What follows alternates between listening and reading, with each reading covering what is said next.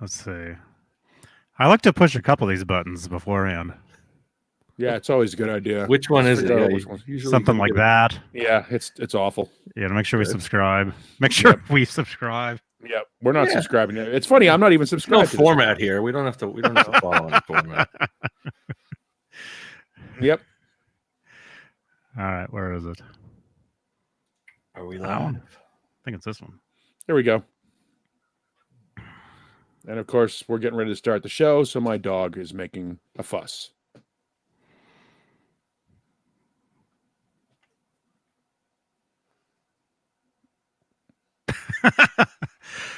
Wait, they can hear us. The anticipation, my God. This is the longest countdown ever.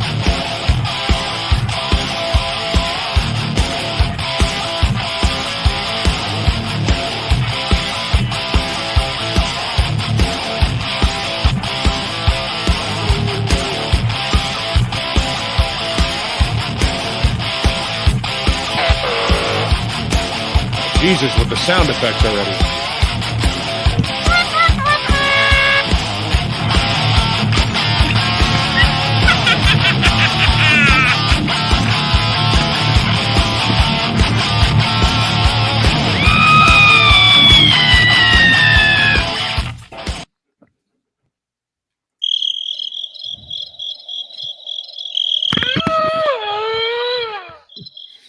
Good evening, everyone.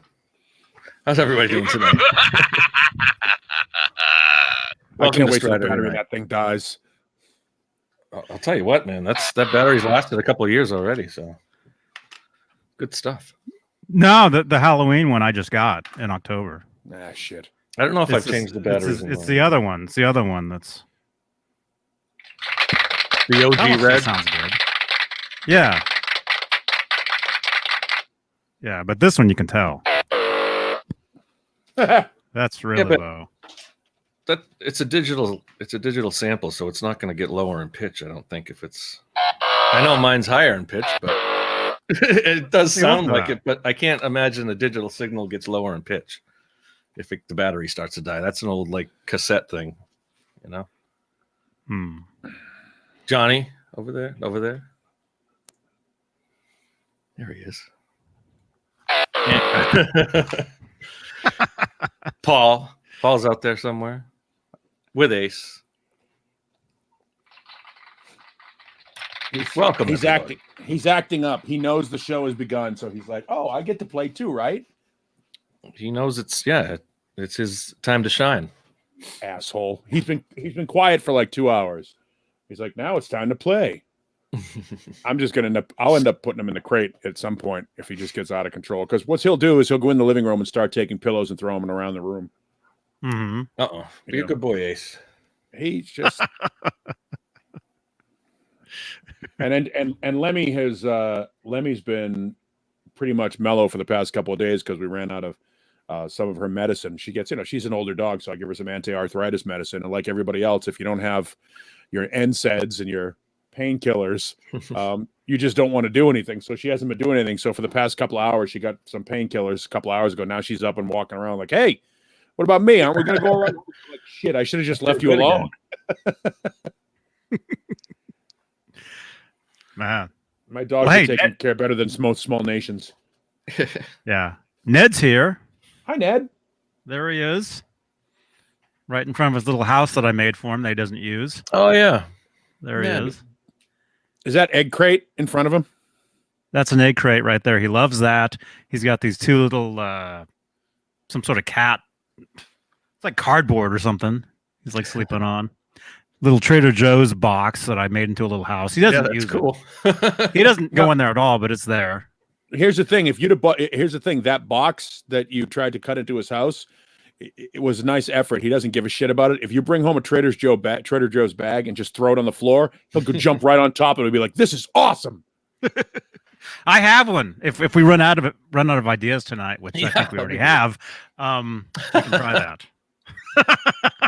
Oh man, talking about the house for the cat. Yeah, we love you, Ned. Well, it is Catterday after all. Catterday, that's right. I saw that post. Yeah. Well, Rob Halford does it every Saturday. He does these great Catterday posts. He's got more T-shirts with like weird kittens and stuff like that. Oh yeah. Oh yeah. Yeah, Rob's a big Catterday guy. Wow, that's cool. Yeah, I am now too. I was always, I mean, I've always had dogs, and we all know Howie, Howie the Dalmatian, but I shouldn't even say this, but I woke up this morning and I said out loud when I woke up, I'm like, I'm a cat person now. Oh no. That's what I said. At least I didn't say I was a crazy cat lady. Yeah. But I'm like, I'm a cat person now. Because, I wake up and this guy, he's right there, Cats are great as long as you socialize them. You got to socialize them. And I think I've told you about my friend Dan. My friend Dan has an 800-pound cat. He's got a genuine lion in his backyard. Man. Like 800 pounds. Yeah, he's got a genuine lion. He's got a huge lion, male lion in his backyard. Oh my goodness. That it's like a conservationist thing. He took it away. He raised it since the time it was a little cub. And he's got a big compound and it's all electrified and all that shit, so they can't get out. And I won't tell you where he lives. Yeah. No, seriously, because he's by Dave's house. No, because he's got Dan. He's got there are people that watch Tiger King that are like, oh my God, this guy shouldn't have a lion. Meanwhile, that lion is taken care of more than most people. Yeah. But he's got, I mean, and if you show pictures, if you just Google Dan Fastuca, Fastuca, and Vatani, Vatani, you'll see videos of him with an 800-pound lion, like putting his arm in its mouth and shit like that. And it's just ridiculous. But he uses that lion to raise funds for and feed the homeless and stuff like that. It's really cool. That's good. But that's his cat. And it acts just like your cat does, just like Ned, except it's 800 pounds. Yeah. I'm just glad he didn't say he doesn't feed the homeless. To the lion. Well, there's times when there are times when Dan will be playing with Vatani, and like any other cat, it'll grab him and like try to kick him with its hind claws like they normally do and shit, and he gets cut. Like he has to go. He goes into the cage wearing like Kevlar around his midsection because if Vatani swipes at him, he could disembowel him.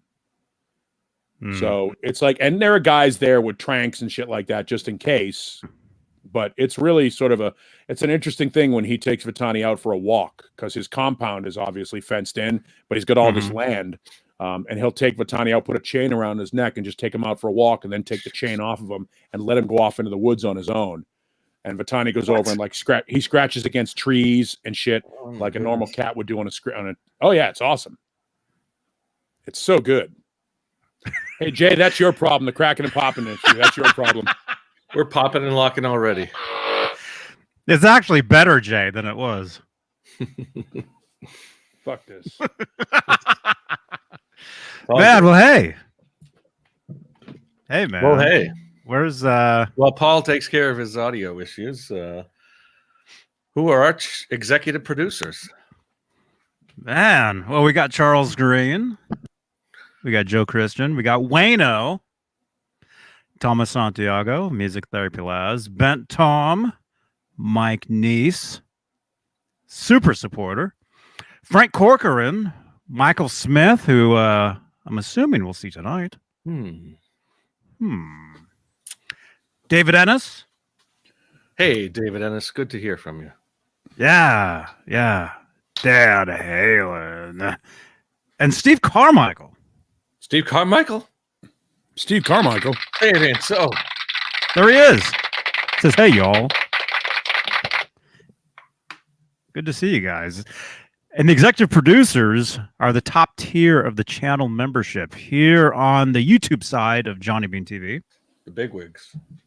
Yes. So if you'd like to become a big wig, click the join button. It's right below the thumbs down button, which we have 0 of. Thank you so much. If you don't draw attention to the thumbs down, maybe we won't get any. Yeah, I know. Thanks. But if you're watching this on Facebook, which I don't think we have any Facebook watchers yet, but if you are, you can consider sending us some Facebook stars. Help support the shows, support the channel. Oh, and there's 1 thumbs down. Thank you so much. Yep. See, that's where we started it already. You guys, leave those for Tuesdays, not Saturdays. Hey, what the? Not you. No, it's all about Mancuda. I know. Wow. And if this is your first time here, which we got 63. Oh, we do have some Facebook people there. We got 67 total, but 63 on YouTube. If it's your first time here, I got to make this bigger. Subscribe to the channel.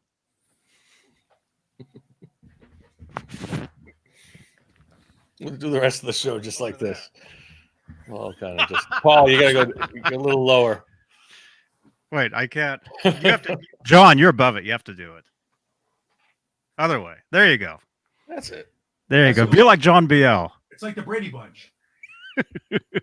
Thumbnail. Yeah. See, we have fun around here. This is as good as it gets. Lots of fun. Is that what this is? It's supposed to be. And who do we have in the chat?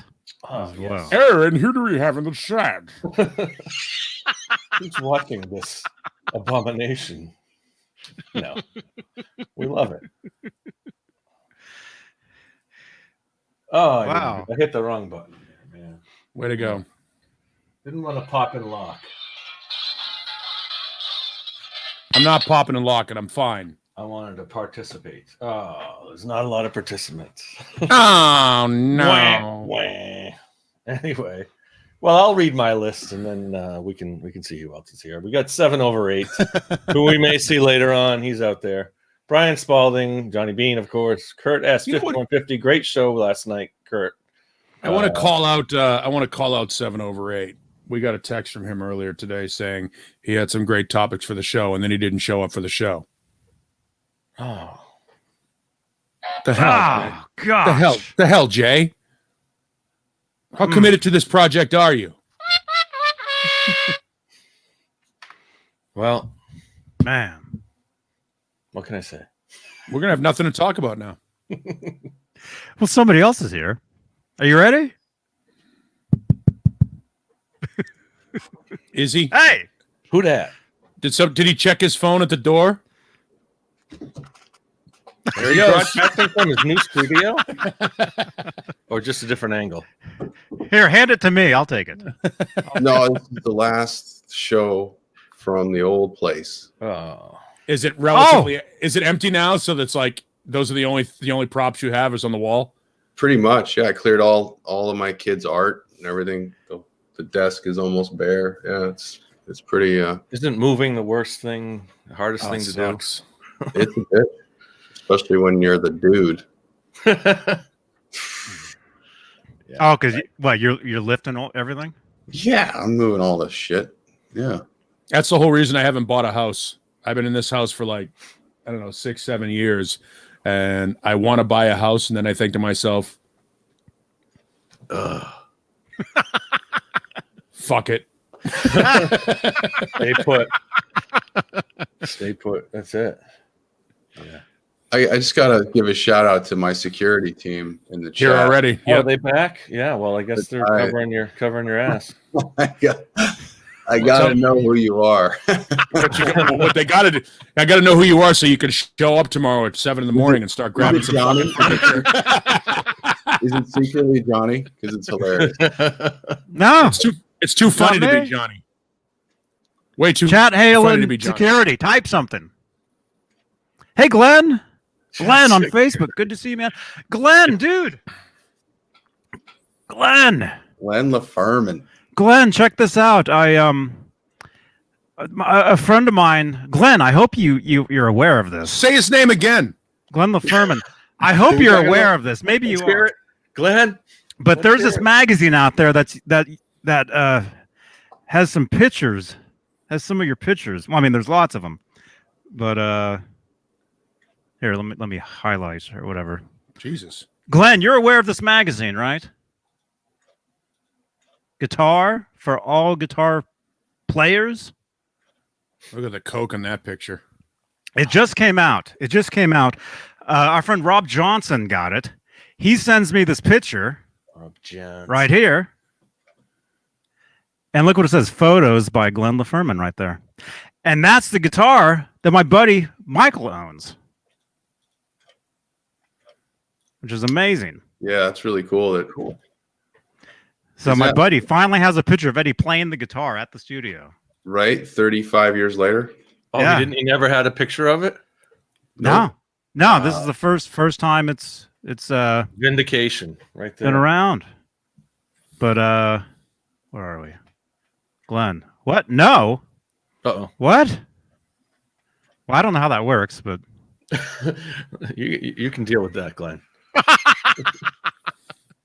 either way, it's awesome to see that picture, Glenn. My buddy, he was over the moon when he saw that.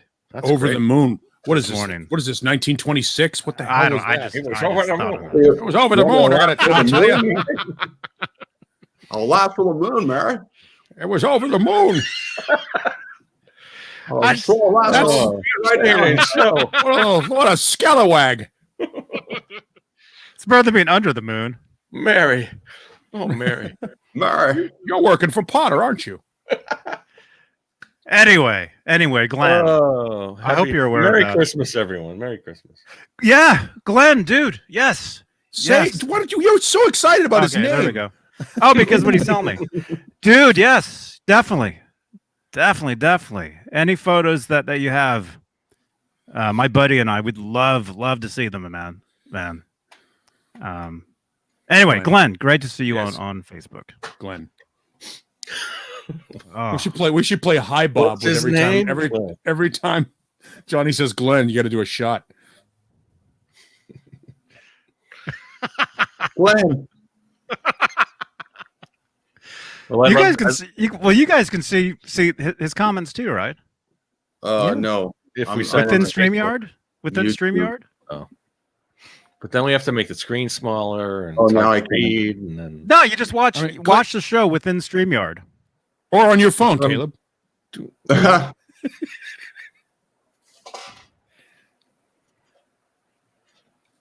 How's everybody doing?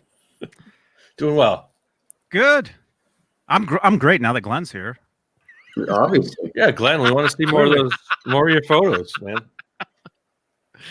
That's really cool, though.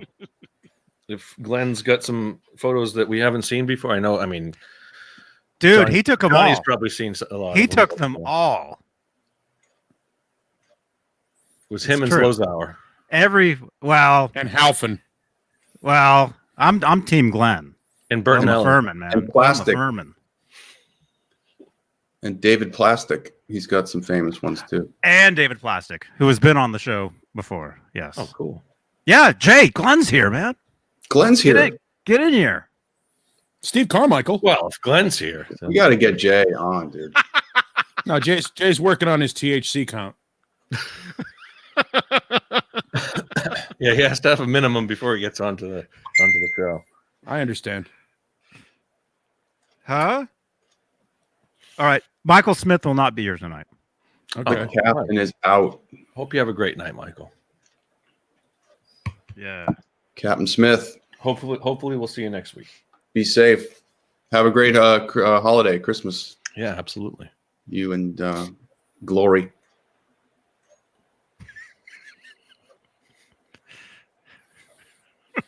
All right. Glenn. Yeah, Wow, Glenn. what else? I know you really shot your load early with the Glenn thing.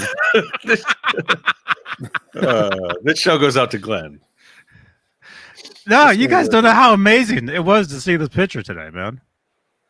I've played that guitar. I've played that guitar, so that's incredible. That's cool. Which one is that? That's a backup, another backup tour, 5150? No, no, it was built. It was at the studio. I mean, there's Eddie playing it. He's actually jamming with Steven Rosen right there. It was a contest guitar. It was the big guitar player, Kramer contest. Yeah. So what era was that? That looks like 85, 86 or 85. Nice. That's early. That's early 85 right there. Yep. Short hair, right? He's got the short hair. No. No? Can't tell. No, Yeah, that's the late. mullet? That's late 80. He's That's got late the- 84.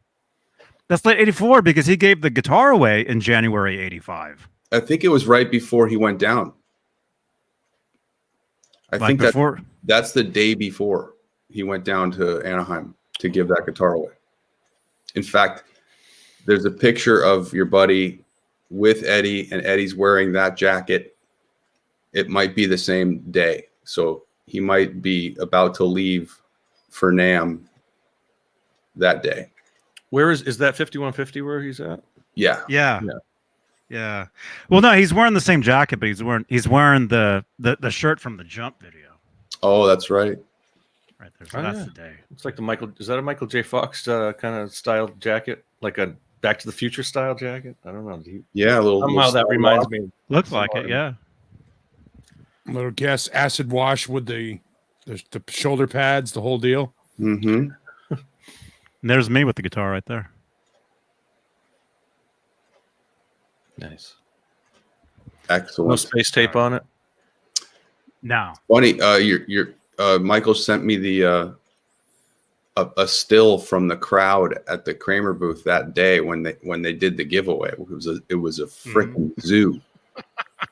In fact, it was a security issue for NAMM because Kramer didn't gauge for what Eddie Van Halen in person would do to the NAMM floor, and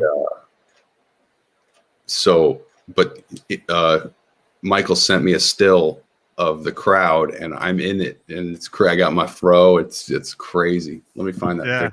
Yeah. Yeah, because he sent me some pictures, and I'm looking at them, and I'm like that kind of looks like Caleb. Totally. No, it was crazy. And it was. Oh, is that the bit you found Caleb in the audience? I saw that. Yeah, here it is. That was cool. Look at that dude. Wow. Look at that dude. That is some hair, man. See? Look at that guy. Yep. That's like Wow. 15-year-old Lev right there. I wasn't even driving yet. Wow. You got dropped off. I totally did. I know. And I think I literally think my dad or somebody dropped me in Anaheim and picked me up later in Anaheim, which is crazy to make a round trip. Like that's 50 miles each way. Yeah, as if they went home. They went right to the bar. They're like, I don't think so.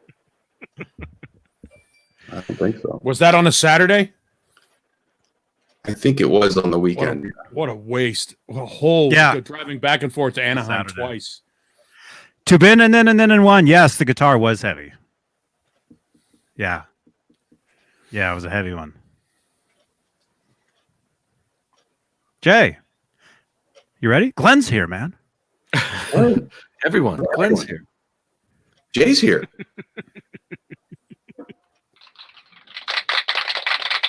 Hello, Jay. Glad to see all the problems have been taken care of, Paul. Homie. Oh, you heard that? You heard that all right, didn't you? Yeah, it didn't pop either. Heard it. Yeah.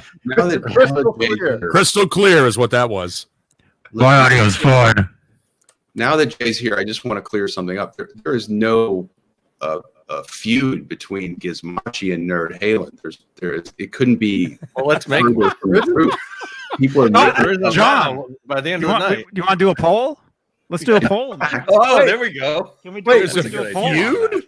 What is this? Motley Crue versus fucking Twisted Sister? Yeah. First I'm hearing about any feud.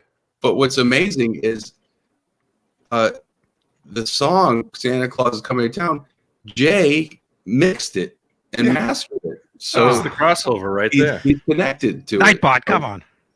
Yeah. Caleb and When I are you going to appear on a Gizmachi album, Caleb? Caleb and I talk on the phone. They're burner phones, mind you, but we like, I talk more to Jay than I talk to some people who I'm related to. So, You probably talk to Jay more than people in your band, maybe. Oh, definitely. There you go. We never talk. Yeah. It's all text. normal. But so when did this beef come from? Oh, some people in the chat. I think Beef. last night people were talking about because I kept like saying, hey, talk about the video, and no one wanted to talk about it. So well, I did, and then we got was- sidetracked, and then we did bring it up towards the end. So yeah, I'm just reading. we got to make a fake beef, man. Yeah, Well, that's. Feud. I mean, that's like what a McRib. What Sebastian Bach and fucking Chris Jericho did. Impossible Burger. Look how much attention they got. That was fake. It's absolutely way. fake. There's no way that's real. we got to find out who chat security guy is because it's weirding me out now. I think it's, and I don't want to blow his cover, and I apologize if I do, but I think it's Renus. Okay. I think. It could be Cobra Kai Platoon. We haven't seen Cobra Kai Platoon in weeks. It's pretty funny though. Now we need Gizmachi security and them two go at each other in the chat. Yeah, that would be excellent content. Somebody And signed Johnny anything Bean about security and John BL security. And if it was the same guy doing them all, that would be just that. Just going Neander at it. Paul already has Ace. Yes, Ace is my security. If he had an opposable thumb, he'd be in the chat. Awesome. Well, Merry Christmas, everybody. And Yeah, this is the last Straturday night before Christmas. That's right. that's right. Are we I doing a try- Boxing Day show next week? Ooh, that'd be nice. I tried to get Jeannie Christmas to come night. on. I tried to get Jeannie to come on tonight, and I had it all planned out. I was gonna have her put on a Santa hat. I have she has a set of elf ears. I was gonna have her like do her nose red and do some stuff, but she's sleeping. Better choice. Much better. She chickened out actually because we were downstairs at like 11:30 shooting the shit for a bit, and I was like, "Come on, just come on the show for a bit. Set up. I'll get the the blue screen, green screen behind you. I'll get a nice like North Pole backdrop for you." It's like, nah, not to. Oh my god. I love her post on social media this week where she said she tried to like a text. Yeah, did you see that? From the future, man. Someone sent her a text and she tried to like it. Yep. That's some good drugs in the Hannon household. No, yeah. Not her, man. She's a nurse. She can't be doing that shit. Now me, No, on she the gets other the hand, she gets the good stuff. yeah. Me on the other hand, I can do whatever the hell I want. It's my house. You don't That's like right. If you don't like it, it? Get the fuck out. By the way, I don't know if anybody saw any of the still shots from Coming to America 2, but I'm starting to get really disappointed. I'm scared. I'm afraid it's going to suck. of course it's gonna suck. When was the last time Eddie Murphy was funny? Coming to America. Pretty much. I mean, Yeah, it he certainly got that, wasn't. It wasn't Tower Heist. I don't even I like Tower What? Heist. That wasn't a Tower Heist. What the hell is that? Ben Stiller. Yeah. Once they Yeah, get it's that meh. Disney It's movie, definitely meh. But once they get that what Disney about- movie, man, it's over. It's not even Disney, but the when they're doing Shrek, all the, wasn't he in Shrek? the Shrek. Once they get that money, you can't go back. You can't go back to F this, F that, suck this, suck that. Yeah. Although Ice Cube has done a pretty good job of going back and doing the barbershop movies after the fact. Never seen But those became way more like palatable and more family friendly than they originally were too. I mean, I get it. You're marketing towards a whole new audience. sure. So Look, we've talked about this before. The Goo Goo Dolls started out as a hardcore band, sold record 0, wrote name, and next thing you know, cha-ching. yeah. Slide. When I get it, it's like, hey, you make this movie that's rated R. Well, you'll make 5-10 million, but you make this movie that's G or PG, and you're gonna get 30 million. It's like, all right. Yeah. Sammy Reynolds in the chat says that the Nutty Professor, the first one, was really, and I agree. There's some crying, laughing moments in that, especially the grandma at the table is probably one of the funniest characters in history. Once when it came out. I showed somebody coming to America for the first time, and they couldn't believe that Eddie was the Jewish guy in the barbershop. Spoiler alert. What do you know, you from funny, you bastards? Mama call him Clay. You call him Clay. I'm a Clay. Oh man, you ain't never met no Martin Luther King.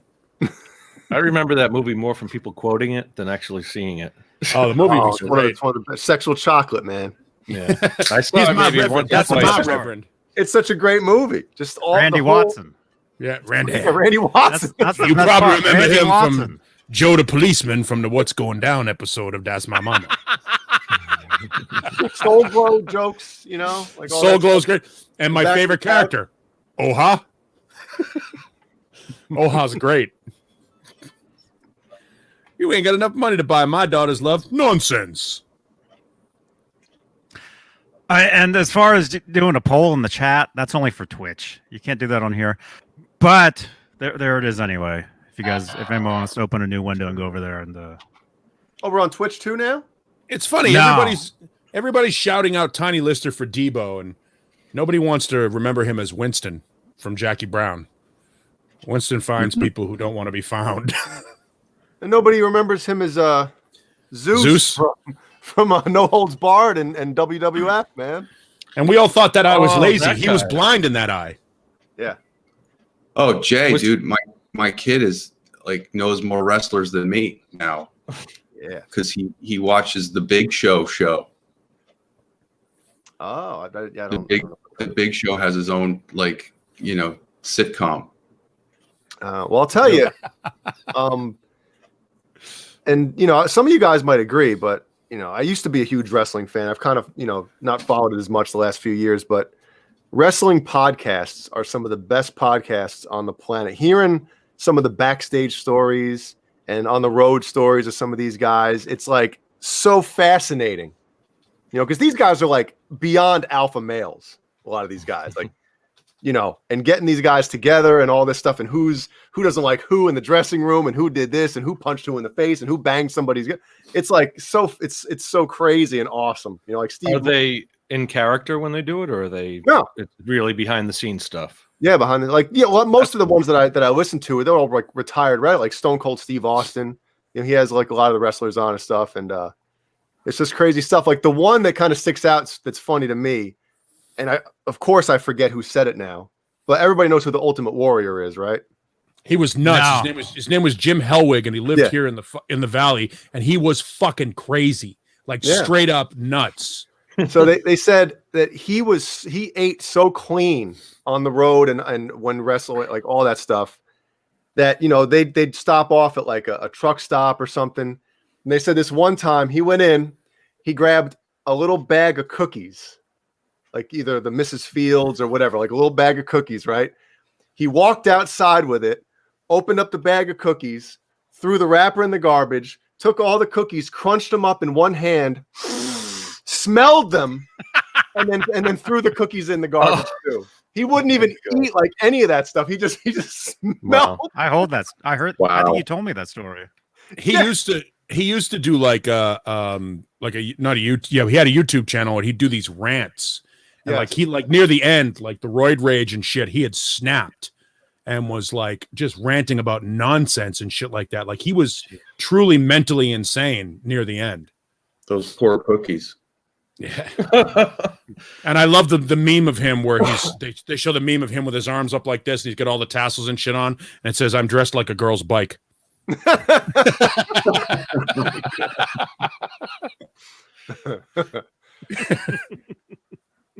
You think about you think about rock stars on tour. That's one thing, but then wrestlers on tour, like the tour buses, the truck stop, like that's I mean, the people on the buses and the people who have to set up those tours and everything.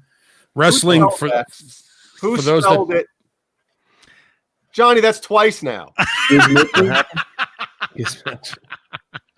That's twice. He spelled it wrong in Gear God's chat last night. Oh my When are you gonna have God. Gizmachi on? He spelled it wrong. Gizmichi. Last night was Gizmichi. Tonight's Gizmachi. This it's actually pretty funny because the first time we were ever in a was it Metal Edge or not Metal Edge? One of the I have it somewhere over here, but our first ever issue that we were ever in, Sorry. Heavy Metal magazine. They spelled our fucking name wrong in the table of contents. Gizpachi. Gizp. And of course, like the band were just, I remember, like, I think Mike, the other guitarist, called me on the phone. He's like, dude, first magazine we're ever in, and they spell our name wrong. He's like, Well, whose fault is that for naming the band Gizmachi? Look at this real-time voting Cool. there you go. Who between cares? That's between right. Nerd Halen and Gizmachi. Look at this. This is cool. Can you? You'd be thankful it just doesn't say Giznachi. Yeah. Can we It's edit? nacho. Like, Nacho. can we misspell Nerd Halen too, just to make it Nerd fair? Helen. Nard. Nard Halen. Nard. Yeah. Nard Halen. Nad Nard Halen. Hoonen. Oh, Nard I'd Nerd have to make a Hoonen. new one. Nard Hoonen.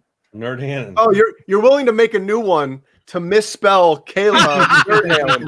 You're not willing to make a new one. Let's to get right spell on that. Gizmachi You right. know that You son of a gun. prior Bring to it Johnny right on. putting this poll together, there was no beef between Nerd Halen and Gizmachi. Well, no, there will be once the yes or no goes up or down. That yes No. goes up. One votes. One votes. So Jay, I'm not clear on something. Your singer, This proper spelling of the name? It started. the singer from Oh. Gizmodo is Ah, no look at this. Look is at no this. longer in the band? Is that the case? He is well. The guy's voice that you hear is he's technically not our singer. He's a metal band, Soilwork from Sweden. Okay. He actually sings on the record. But our old singer, the guy that sang on the last album we did the tours with, he's not in the band anymore. So you couldn't get the new guy for that video. No. No, because they couldn't even get into their page. Yeah. No, That's a but whole other Just story. Nacho. Who did that? Hang on. Did I do that? the video is without a singer. So I was Yeah. just like, Well, and the other guitar player, the second chorus in the song, because there's kind of two Yep. choruses. Yep. Russell Zahner brings up a good point. The only way to solve this is to ski to the K-12 all the way down to the lodge. okay, Is that better That's off a- dead. It's a Better Off Dead reference. Oh, okay, that's why I don't know it. Yeah, it's well done. Oh, It's Jay, been that's so- a great, dude, it's great been so stoner long. movie. Yeah, it's That been was so like long. $2. Yeah, great stoner movie. So Jay, the guy who sings now, you couldn't get him in the video. So what you're saying is Gizmachi needs a new singer. We could have, but we just wanted to have it like the four of us, you know, with no vocals or anything, just play the instruments. Because sometimes, I mean, not that it would have been, but sometimes like those type of videos, the playthrough videos or whatever, when you're just playing the song, sometimes when people fake vocals, you know, like kind of just mouth them, it doesn't really sound or look right. I don't know. So we just wanted to keep it the four of us. But you fake played. Yeah. Yeah. Yeah, but you can't, you know. Flagged. Ah, No, Johnny's channel's clear. We whitelisted it. So Oh. he can play it all day. Uh-oh, the feud is winning. hey, Amber. Amber, we've got a poll here. That's what she said? It's Festivus. Of course we have a poll. Well, all five of us have polls. Yeah? Actually, I'd like to make an announcement. Uh-oh. Breaking Let's news hear from Nerd Halen. Nerd Halen's going to lose now. You'll notice Nerd Halen is not gender specific. Exactly. It's not Nerd Helen. Or Ned Halen. Ah, What's the announcement? Oh, goodness. Yeah, Jay. right. Jay, don't take that shit from him. Ask him if Nerd Halen really played through in their video. We didn't. In Yeah. fact, I'm not even plugged in. You can Yeah, see it. nobody was plugged in. You can see. Yes. I was like, you committed the cardinal sin of video. The Looked like a non-plugged lot in like the Jump guitars. video. It's just like Jump. I was going to say, yeah. Well, I plugged in. I don't know if the other guys did. I'm sure they did, but I plugged in because I had one of my little Yamaha THR5 set to the side of me, and then a Bluetooth speaker with the song playing. So I didn't want to sit there and play it acoustically, you know. Ooh, that sounds great. It's a good chord. Yeah. Wah, A flat. A fart. wah. So what's the announcement, Caleb? I want to hear it. Oh no, it was a joke. Oh. I have bull. It's all good. You guys gonna beef? Because we're No, already there's working no on it. beef, dude. No, it's There's no beef. In fact, no feud. no, We don't want to promote. We don't want to promote any feuds. in fact, we have more work coming together. So Yeah. 9 votes. wow. Can you vote multiple times? Is it the same That's person? still more voting? fans than Trapped has. Oh shit. Come on, we got to get more votes. We're averaging less than 1 a minute. Sign into Twitch. What is it? Twitch? We have 98 people here. No, you don't have to sign in. All you have to do is click that link and go over there and Oh, cool. vote. We That's all got you gotta 90 do. people here. Or what did you say? 98 people? 99. 99 people, and 98 of them had no idea who Gizmachi was 20 minutes ago. So this is good. This is a good thing. Yeah. This is great PR. God forbid that somebody's using this show to plug their projects. I'll have to talk about this when I get back to work on January 4th on 100.7 KSLX in Phoenix, Arizona.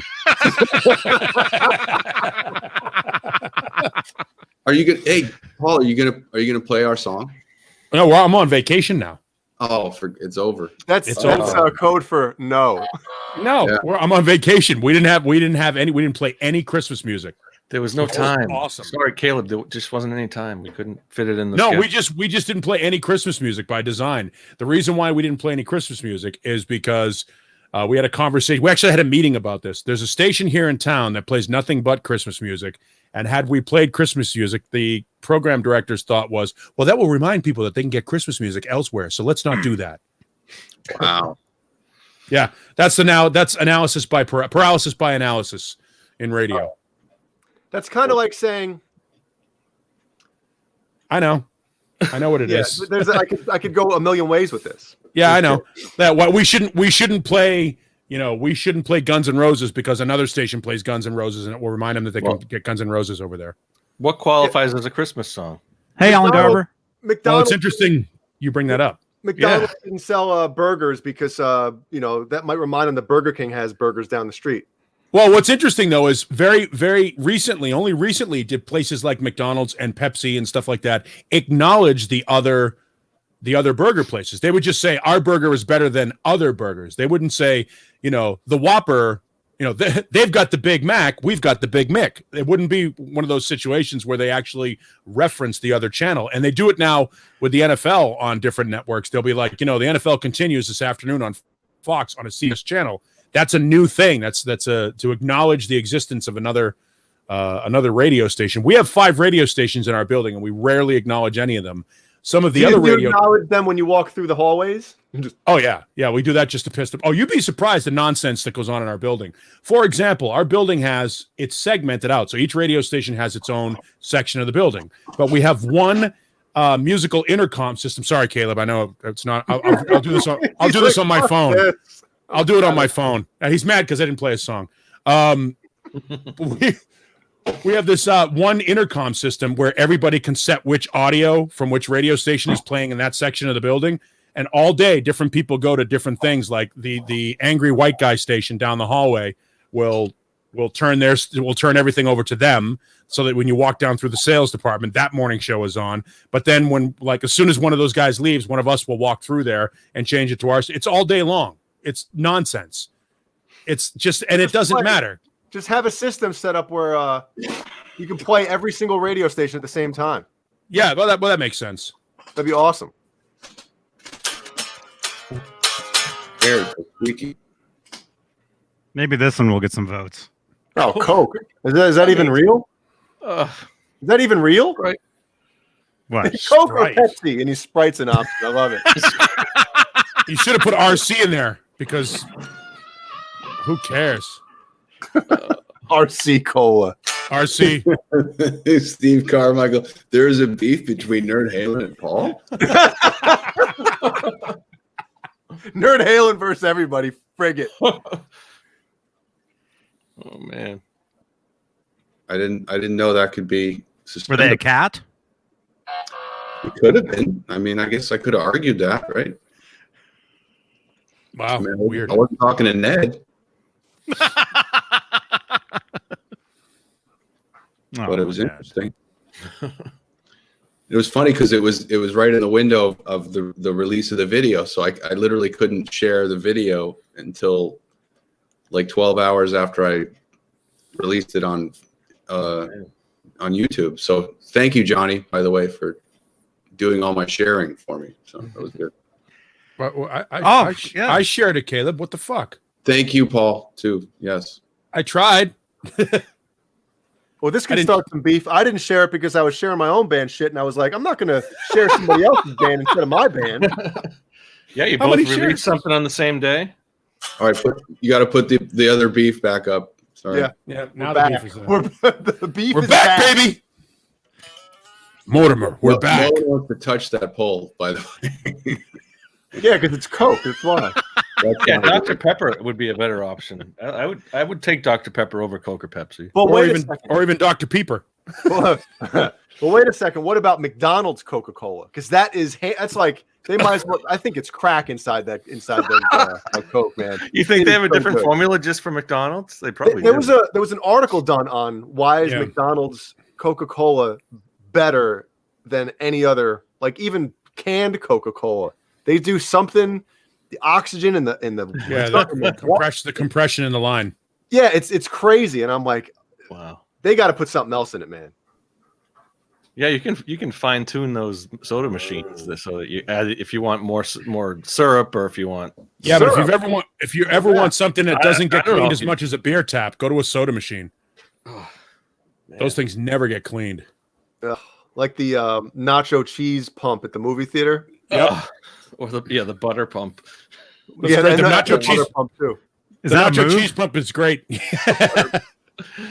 The nacho cheese pump is great when it gets like coagulated like That's making me sick. That's like hair conditioner, and then you try to squeeze it and it only shoots out the side, and it totally misses. All your weight on And it totally misses the chips. You got the chips underneath there, and you push it, and it shoots out at like a 45-degree angle. You're like, what the fuck? Yeah, Peter North, the girl behind you waiting in line. Right in the face. Yeah, the girl next to you try to get some mustard, just gets bukkake.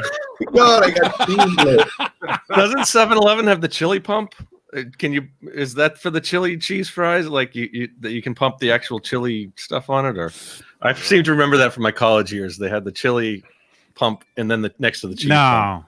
No, Yeah. I don't know. like the whatever the meat stuff that you put on the Oh, yeah, what is Meat that? stuff. I don't know if it's real meat or what it is, but it was good. And Meat stuff, also known as the McRib. Oh God, dude! Why does anybody eat that? I went to McDonald's 2 days It's ago. I saw gross. a big picture on it on the thing, and I'm like, "What? That looks good. Why would?"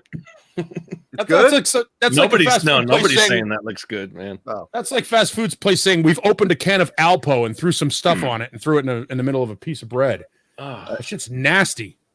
Randy Jay, B 5150. No, wheezing the juice. What? has the last 20 years been just basically like oh my God, they spelled it right kind of thing? We haven't had that much press, so it's no. I remember they spelled it wrong on a marquee.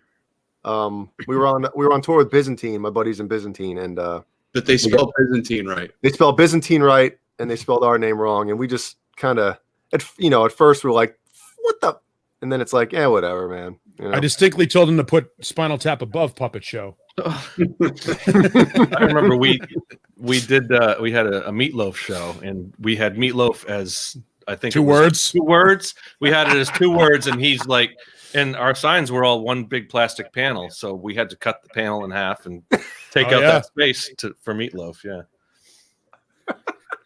Yeah. Did you have to do it?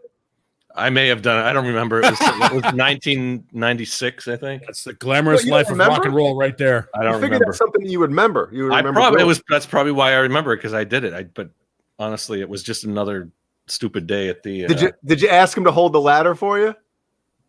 Well, we could pull the sign off and do it on it. We didn't have to like stand it up on the ladder and cut it off. We pull the sign down and do it. Jay, I told you the time I had to hold a ladder for fucking Ginger Baker when he was signing his drum head at the Hard Rock, right? No. True story. Ginger Baker comes into the Hard Rock Cafe on Clarendon Street in Boston, and in the rotunda, like as in every Hard Rock, you've got all the stuff hanging up. Well, somebody thought it would be a good idea to ask Ginger Baker to get up on a ladder to sign his fucking drum head instead of going up and grabbing the drum head and bringing it down to have him sign it. So of course somebody has to hold the ladder, and I'm the only guy there that's like not working as a waiter or you know behind the bar and shit. I was about the Hard Rock Cafe doesn't need a bouncer, but security to make sure nobody was fucking with the memorabilia. So I'm there holding this ladder, and Ginger Baker is up on the top step of the ladder to sign his name on this fucking drum head, and he starts to teeter, and I'm like, oh my god, I'm gonna fucking kill Ginger Baker. Like I gotta catch him like Andre the Giant catching fucking the princess and the Princess Bride. He falls down, and he turns around and goes, hold the fucking ladder. I'm like, oh, Jesus Christ. So I'm getting yelled at by Ginger Baker at the Hard Rock Cafe. But he signed it and went down. It was like, I think if memory serves me correctly, it's a one of those clear kick drums, like those orange plastic kick drums that you can see through with the drum head on it. Somebody should have just taken the fucking thing down, but they thought it was easier to put him on a ladder and do it that way. Or was that he be like, a Vista light? F it, I'll just climb up and do it. It was ridiculous. This is like 1991. So Ginger had to be what, in his 70s at that point? Oh man. Oh no, 91. How old was he in 91? How old was he when he died? Well, I don't know, I imagine he's probably born in the 40s. So what does that mean? I mean, he was in 70s in his. He looked like he was in his fucking. Well, 70s. yeah. I mean, the road can do a lot of damage, but rest in peace, Ginger. I didn't go up the ladder to get the kick drum because the kick drum was secured to the wall. Oh, I bet. And, yeah. So you it's need like a tool belt full of tools to get that thing off. So and you'd have to close the restaurant to do it for insurance purposes. It was just easier for for him. Rock, is that what you said? Yeah, the Hard Rock in Clarendon Street. I met not on purpose, but I met the Joey from the New Kids at the Joey Fatoni. Joey from the New Kids, yeah. Joey's JoJo. Joe McIntyre. Joey McIntyre. My favorite moment at that Hard Rock, there was a couple of them. There was one when Randy Castillo came in with a woman that wasn't his wife, which was interesting because we all had to put him in a place where he couldn't be seen. And secondly was when Michael McDonald from the Doobie Brothers was in there. And every once in a while, you know, when somebody came in, we would ask them if it was all right that we let people in the restaurant know that they're there. And Michael McDonald said, sure, go ahead. So the guy goes up to the mic for the greeter and goes, attention, Hard Rockers, we'd like to welcome blah, blah, blah, blah, blah, blah, from the Doobie Brothers. It's Michael McDonald. And he's up in the corner and he waves to everybody. And there's this guy eating his food, typical Bostonian, eating his food, and he's just chowing down, and he looks up, he goes, hey, Michael McDonald, and goes back down to eating his food.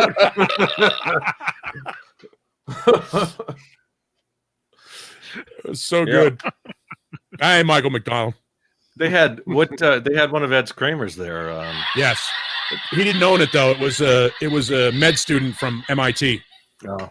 His father, not med student, engineering student. His father bought it at an auction, and he would come in. We used to have to bounce that kid regularly because he would come in and go, "That's my guitar. I can take that guitar anytime I want." All right, we're gonna have to ask you to leave. Oh, so did you work there, Paul? You worked there? No, you can't take your guitar with you. Yeah. When were you working there? Early '91 with Matt Sensio before he became David Lee Roth's manager. That's my cable to. That's my mic. Yeah, I'm taking my that. mic stand. All right, could you go faster, please? I'm taking it with me. Go. Yeah, Matt and John Sensio both worked at the front door with me. John ended up doing Cash in the Attic on Home and Garden Television. He was on MTV for a while, and Matt ended up as David Lee Roth's manager. Wow. Yeah. So three completely divergent paths, and our manager was a guy named Sean Paddock who played guitar in a band in the '80s called Red Rocker. Fun fact, not to be confused with the Red Rocker. The band was Red Rocker, and they had a huge hit called China in the early '80s. Mm. Let's talk about the Red Rocker. Caleb might remember that. I think I do. Yeah, it was a new wave song that those guys would like. They would go out on tour with like Psychedelic Furs and shit like that. Yeah. Yeah. Yep. That was their song. Wow, Red Rocker. Oh, Amber is so happy that she met Gizmatchy. Gizmatchy. Oh, not me. Sorry. Gizmatchy. Whoops. Thank you for voting, everybody. 15 votes. Hey, you guys, Who want to see the wins? car that doesn't stay in tune? This Are you is going to it. send that back? Yeah, they're sending a new one as soon as they get one in stock. Our boy Dane over at Zim's Guitars has got a 7-string Ibanez, Japanese Ibanez that he just got in on trade. From what is it? I don't know the model number. You'd have to check with him. Like, is Get it him an in here. RG or is it a Universe? It's just an RG. But how old is it? Early 90s. What? If Dane shows up. Let me double check. I can call Dane now and find Dane. out I can call him right from the shop. Call him. Uh-oh. Call him right at the shop Yeah. Wow. Is he at the shop now? and tell him to treat stream something. Yeah, I'll check with him because I'm sure he hasn't sold it yet because he just got it in like 2 days ago. But I told him he should reach out to you in case you were interested in picking up a 7-string RG. Well, the RG didn't start till was it 97? Well, check with him. I don't know what year it is. Those are still really good. Like the necks and everything. It's basically they're built like a Universe, you know. Yeah, I'm gonna. I'll find Dane and see if I can get him to. We haven't had Dane on since the Halloween drunk show. He won't do it. He won't do the show. He knows he can't. He can't top that. It's a mic drop moment. That's it. It's true. He stole the Go out on a night. high note. It was tough to steal it from Mancuda, but he stole it. I don't know, man. Mancuda stayed in character the whole time. So did I Dane. know. No, So Dane did Dane. Dane took his stuff off towards the end. Oh, did he? Dane was good though. He was. Well, there's an argument to be made that neither is John. All right, that's a new poll. Put up a new poll. What If is Who it? was better on Halloween? Yeah, close out this one because it's tied, so we're good. You know what? I'll give my opinion, Okay. even if you don't ask for it. I don't care. Newsflash. So maybe I will say that it was Dane just because we all knew that Mancuda was going to do something. It was expected. It wasn't a surprise or anything, but Dane knocked it out of the park, so to speak. So yeah, Dane. Got to give it to Dane, I guess, man. Dane was great. Yep. But he was inadvertently great. That was the great part about it. Was he was in, he had no idea he was going to be that great. How much of that was the real Dane, and how much of that was Wow. Ace? I have Well, such if you- little memory of that. You have what? I have such little memory of that. I was gone. I was toasted. Yeah. Wow. He was toasted. The only other person here that's met Dane. Well, you guys met Dane at NAM, but I met him at NAM. Yeah. yeah, but Caleb has spent some time across from Dane and realized that most of Dane's art is real life based. He's a laid back dude and just sort of chill, and it's tough to get him excited about anything. He could, but he could almost have his own show from that shop. Yeah. He's a character. Yeah, and everybody that goes into that store is a character. And the shop is a character. Like it's That would be great. very, He's thinking of I watch moving to that. a bigger location Wow. because they Interesting. want they want to jack Good for his rent up. Whoa, they want to so, check. so he's I might as well say this on the air, but Santa Cruz asks, Jay, hopefully you like the top as much on the new one. Well, Sweetwater has been just phenomenal with everything. When they realize him having all the issues with this thing, I think it's the trem on it. So basically what happens, we thought it was the nut at first, but if you tune it and you drop the bar, boom, it goes sharp as shit. I tried lubing the nut and everything. Doesn't happen. I read online that a couple people, there's a few other people that had the same issue, and they said they actually sent it back to Ernie Ball, which I'm not doing. That's like a refurb, in my opinion. So anyway, long story short, they're getting a new shipment in of these ones in the beginning of January or middle of January. And the gentleman that I deal with, who has been just absolutely great, He's going to send me pictures of all of them when they come in. He's reserved. What? You get the pick of the litter. What? You get the pick of the litter. Yeah. So, and obviously, the guy is actually going to take him into his office, FaceTime me, and play them all, and let me pick which one I want. Nice. Right. So You know, he's like, the one with the best we're going to make top, sure that you get one that's absolutely perfect. the one with the best top won't be the best playing one. Just Nope. remember, That's fine. it never. That's what. That's why I stay away from Les Pauls with great tops, because that's the one that's usually good. No, No, I was going to phlegm all over the fucking screen if you wanted. I mean, that would have been. By the way, your mic sounds great tonight, Paul. yes, that's because I switched over to that board instead of the interface. So Great thanks. job. Well, I wanted Thanks. to ask everybody a question, what they thought, Make a poll. because Let's make a poll. there's this one.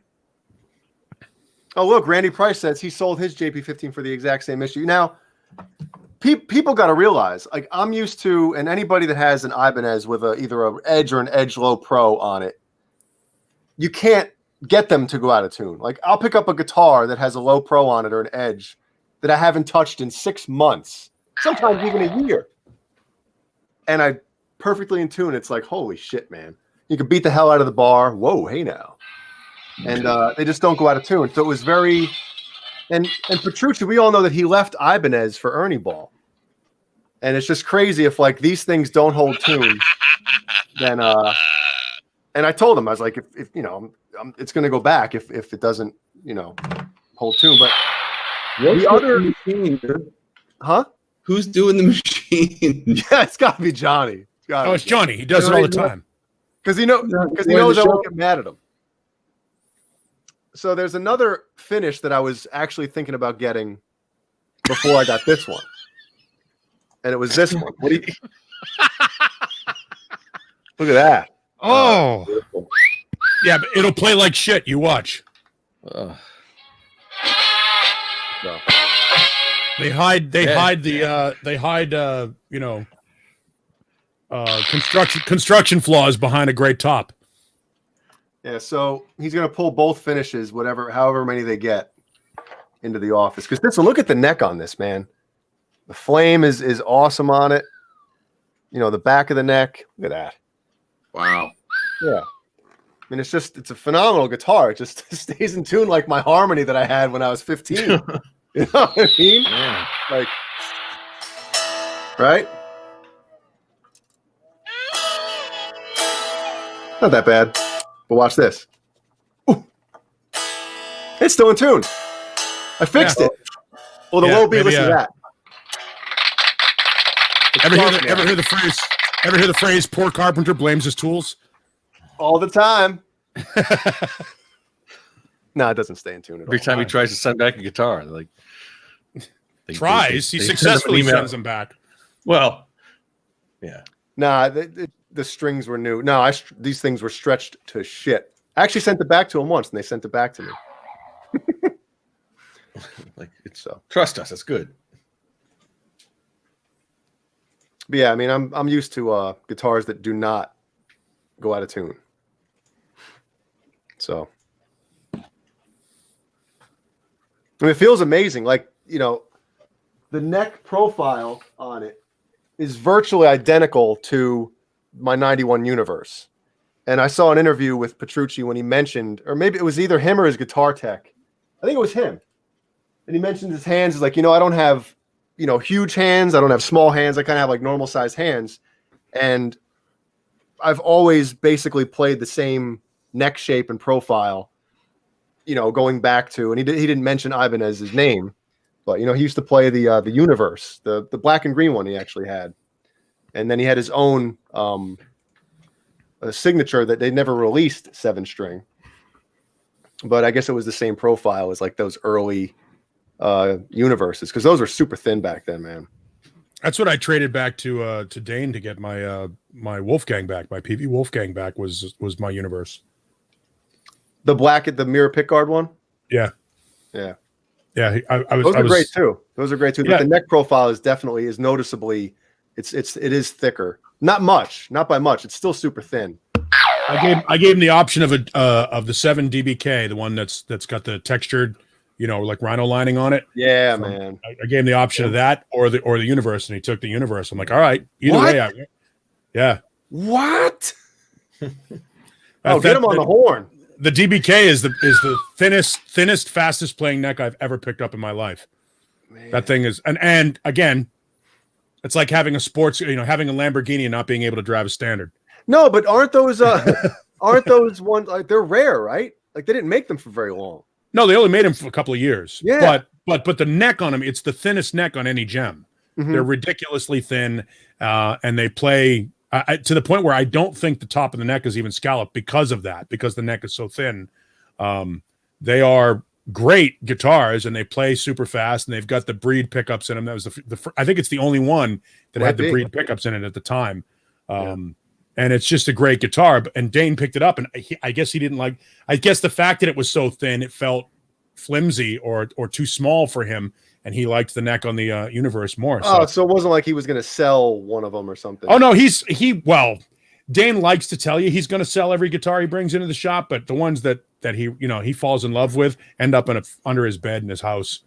Yeah, because they made the Mirror Pickguard Universe. That's the longest production model. So they're not rare. That you can find them all over the place. Luca Ferrara, it's the second best selling artist model of all time, next to the Les Paul. Well, yeah, but I don't think a lot of people consider put them in the same boat. At least I don't. But that's but it is. Let's face it. The Les Paul guitar is an artist signature model. It's one of the first artist signature models, and it's still the best selling. Just because based on length of time that they've made them. Yeah. But the gem is definitely is the top two. It's the second best selling signature guitar in the world. Although don't be surprised if now with the new Frankie that the EVH doesn't start to boom up over it, and with all of the different models, that EVH is putting out. Obviously the 5150 series and all the Stripe series stuff. I bet you if you put it all together in ratio that the EVHs probably year to year are outselling the gems now. Price point probably helps too. Gems are now they don't make them anymore. Well, they make a couple of Indonesian models. They make an Indonesian one. Yeah. And the Pia now is the only Japanese gross. The only Japanese Steve Vai guitar that they make. They're gross. I'm not a fan of them either, but I think maybe the reason why I don't consider Les Paul an artist guitar is because I knew the name Les Paul as a guitar before I knew who Les Paul was as a kid. I see Les Paul on a guitar. It's like, oh, that's type of a guitar. Plus, unlike Steve Vai, Les really didn't have much to do with the designing of the guitar. Ted McCarty designed that guitar. Mm-hmm. But he didn't play those though, did he?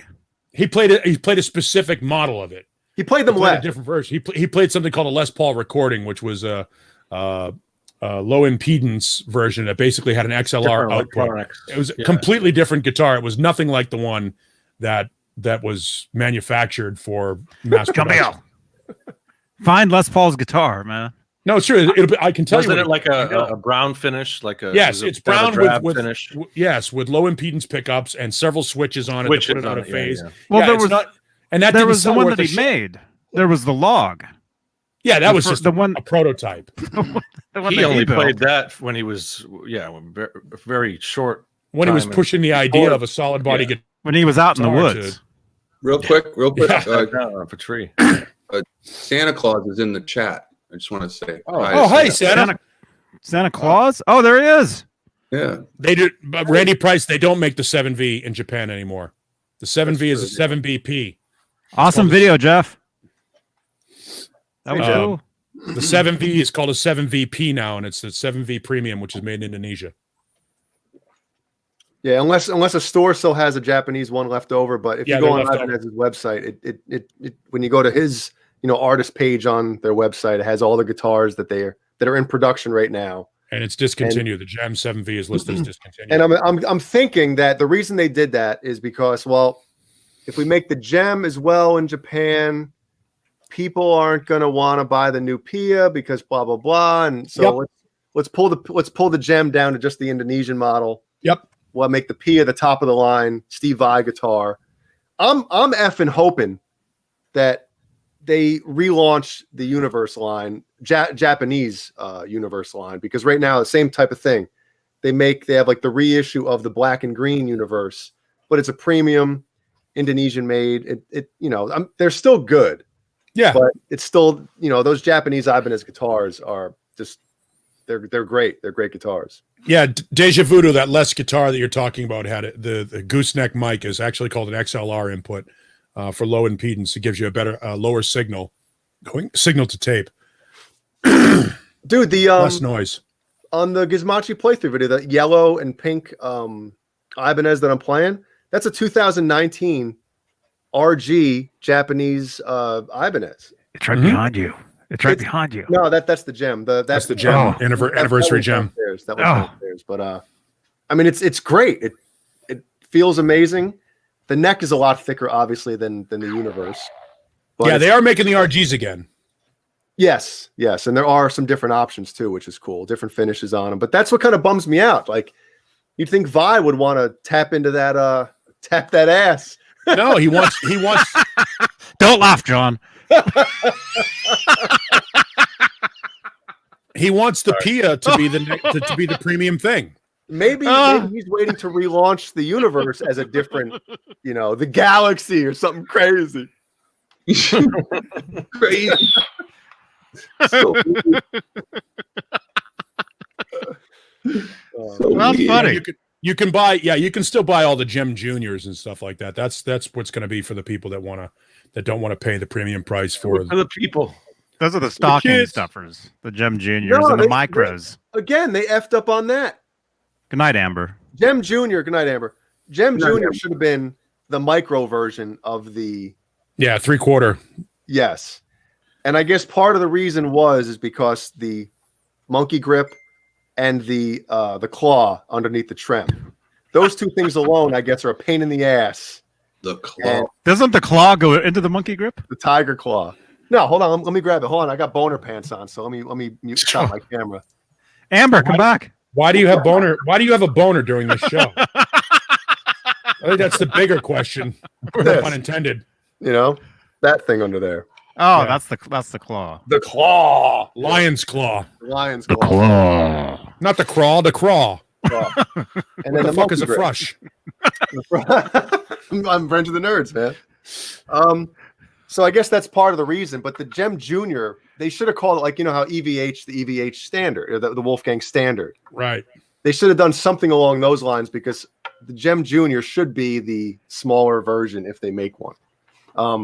It kind of, like as a grown up, I don't want to play as a something. grown up, you called- shouldn't be playing a neon guitar.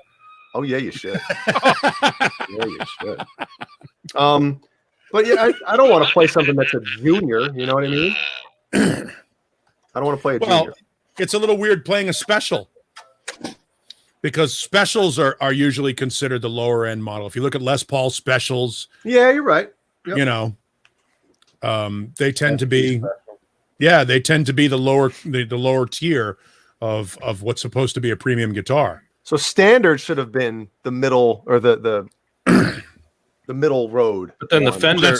But that's what the Les Standard- Paul is. A Strat Standard is a Mexican Strat, I think, isn't it? Exactly. Yeah. Yeah. You have the standard, then you have the American They're standard. still good. They're still they're good. great. I like the Mexico Fenders. Yeah. No, they are good. They're awesome. Too many kinks. I had Used no to be. issues at all with the Paul, the striped Wolfgang that you have. Look at that. Oh yeah, That's yeah. made in Mexico. Mexican Yeah, Fender. well, the striped Wolfgang. Well, and technically, the striped Wolfgang that you got me is a striped Wolfgang Stealth because it's got an ebony fretboard.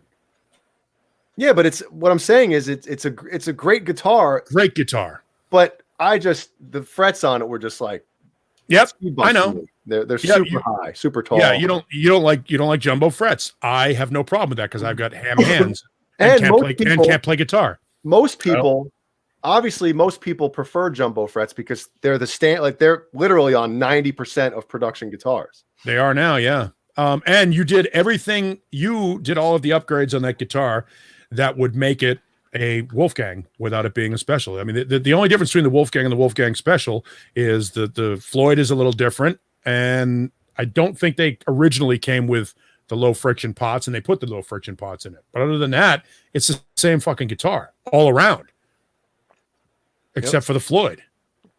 Floyd, obviously, you did the brass block and the you Floyd, know, the titanium inserts, and you know, you FU toned it. But that's really the only difference between, and it's a huge price difference. Well, yeah, once you throw the German Floyd in there, I mean, that's $200 right there. Yeah. And Brian Spalding's right. Mexican Fenders are great. The Mexican Fender Stratocaster is a fantastic guitar, and Telecaster. Yeah, and the Telecasters. All of those the Mexican Fenders are well-made guitars, and you'd have no problem playing them live or playing them on record. Cork sniffing is annoying to me because we were just talking about how great the Indonesian gems are, and they are great. It depends on the company and their quality control. Made in Mexico, right? Yep, those are made in Mexico. All the Stripe series are made in Mexico. Yep. All the Wolfgang specials. Yeah. There's nothing wrong with the way that the Fender quality control in Mexico is. Gibson would be well advised to do the same thing to their quality control, and they're trying now. Apparently, the new Epiphones are really well made. That hasn't been the case for the past 35 years. They're so hit and miss.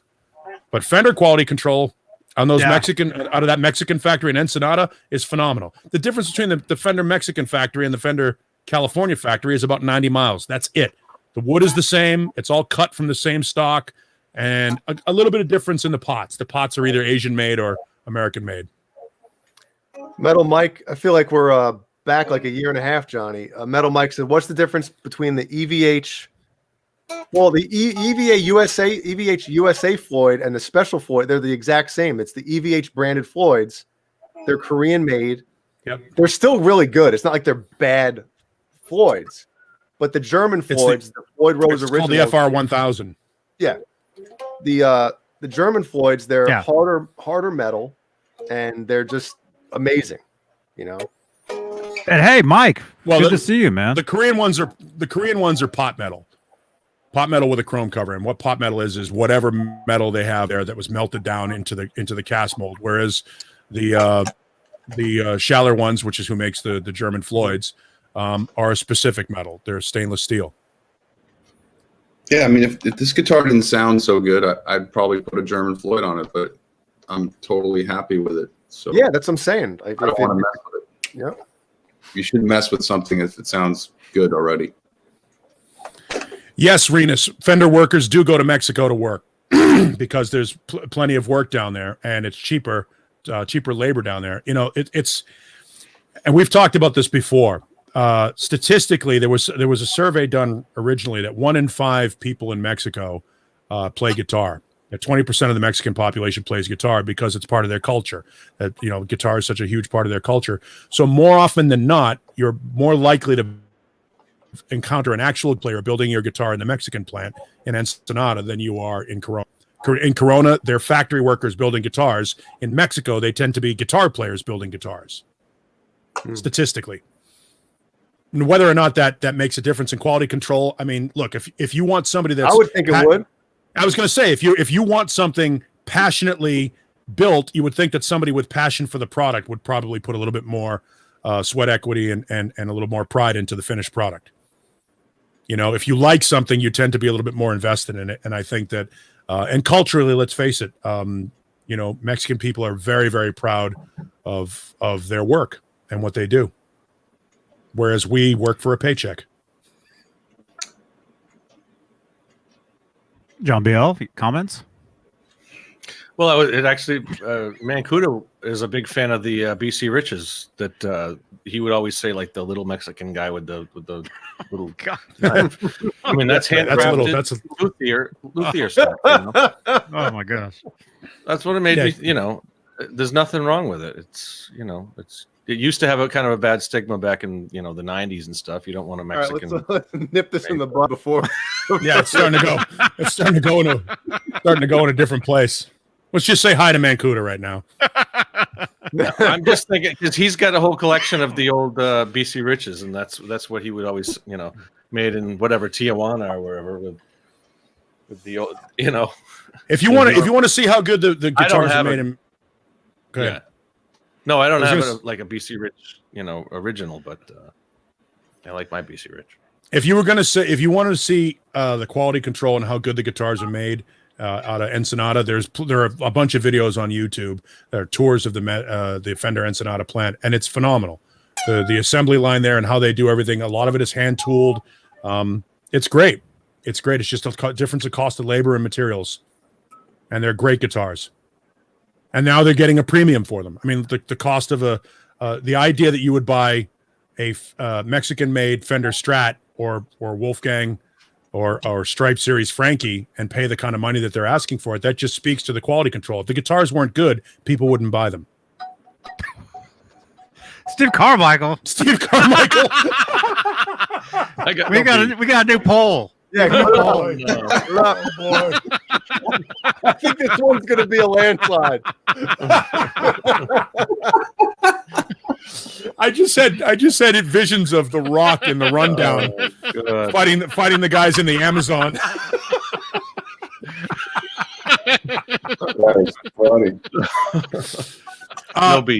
There's nothing wrong with the Floyd Rose 1000s.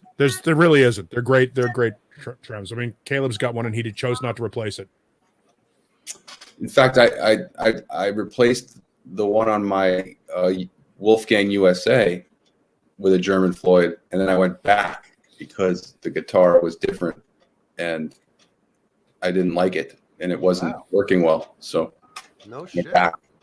Do you still have that? The German Floyd? What's that? Do you still have that German Floyd? I do, and I think it's cursed Oh. because when I brought this in to get the big block put on it from my guy, and I brought that Floyd in, so I was going to do something, and he said he thinks that Floyd is cursed. So, What did he say about it? Did he like? thanks, Pete Anderson. Oh, the step. Oh no! Southern tip of Vancouver Isle, huh? Where is he? Is he jamming tonight, or is that Friday nights? I don't know. He jams. That's Saturday nights. He jams. At the Oh. Garage Mahal. Where Yeah. do you see Steve Anderson? Is he in the chat? No, he jams on Saturdays. He jams. He jams. He jams. By the way, I think Santa's trying to get in, Johnny. I don't know if you noticed, but Nah, I don't hear him on the roof yet. You've denied Santa? You're denying Santa an opportunity to jump in? You hate Christmas. 5 days early. I don't hear the reindeers. Reindeers. I'll be right back. Awkward silence. I'm trying to tweet this video out. Someone had mentioned the '86 video that just came out. I don't know Oh if yeah, that was, touch dude, on that was that. awesome, man. yes, very cool. Like he's doing some interesting stuff there in that first sequence of his solo, kind of like the last night of the tour kind of thing, where he's just letting it all go. Absolutely, yeah. I guess it was the one of the guys that toured with our REO Speedwagon, or no, what? Not REO. What was the band that opened for? Bachman Turner Bachman Overdrive. BTO, yeah. BTO, REO, whatever. No, Arby's. it'd be interesting to see what other kind of stuff he has, because if you read the little story that I guess he only rented the camera. Was that one was that night. from him? That one? I'm pretty sure. Was Yeah, that from that dude? Yeah, he toured. He said that he. I know there were some pictures. There was There two was- videos. One was kind of a montage of, Right. memoriam for Ed. That was a while back. That one. Right, and then the other one was kind of more of the footage that he had taken that night. I know there was. You know how we've got this picture here, right here. You know how there's this one. Yeah. Is this the one? No, there's another one. That guy from BTO posted a picture just like this, but you can see another Kramer in there, one that I've never seen. That one's from the tour book. Isn't that the one you're showing? No, this isn't from the tour book. This in the tour book that has the picture of Zeke holding the 5150. All right.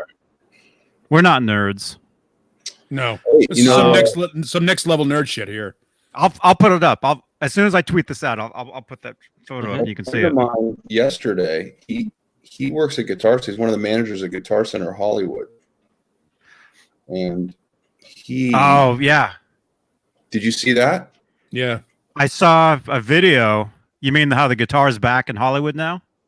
Yeah. The autograph Kramer? Yeah. Yeah, that's really cool. My buddy, And it's a better display because it's like a rotating. It's on a rotating thing, so you can see the entire guitar. It's like right there in the store instead of in the window outside. I wonder if they pull that and lock it up at night. Steve, look here. I mean, there's those deals. You just put that up yesterday. Yeah, something like that. You know, like if you go to a high-end jewelry store, they empty the cases at the end of the night and put them in a vault. You got to wonder if that one gets pulled and locked. Absolutely.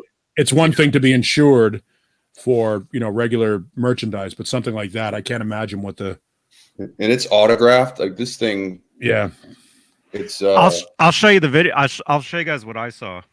But that's not one of the ones in the Zeke shot, is it? I think I have the tour book. Unless, let me see. I don't. No, it's none of those. By the way, somebody asked the question: how much was the vinyl back in the day? $4.98. $4.98 at Jason's Music and Luggage. $5.98 if it was a premium record, and $9.98 for a double album. Where's the Zeke? There's the Zeke picture. Why is it so dark? I don't know. Put the light on it. Hold on. There you go. Yeah. Sammy's guitar's there, and how many? 6 on the rack? He's one behind him at least. He's holding the 5150. Welcome, Josh Jones, to the chat. Hey, Josh.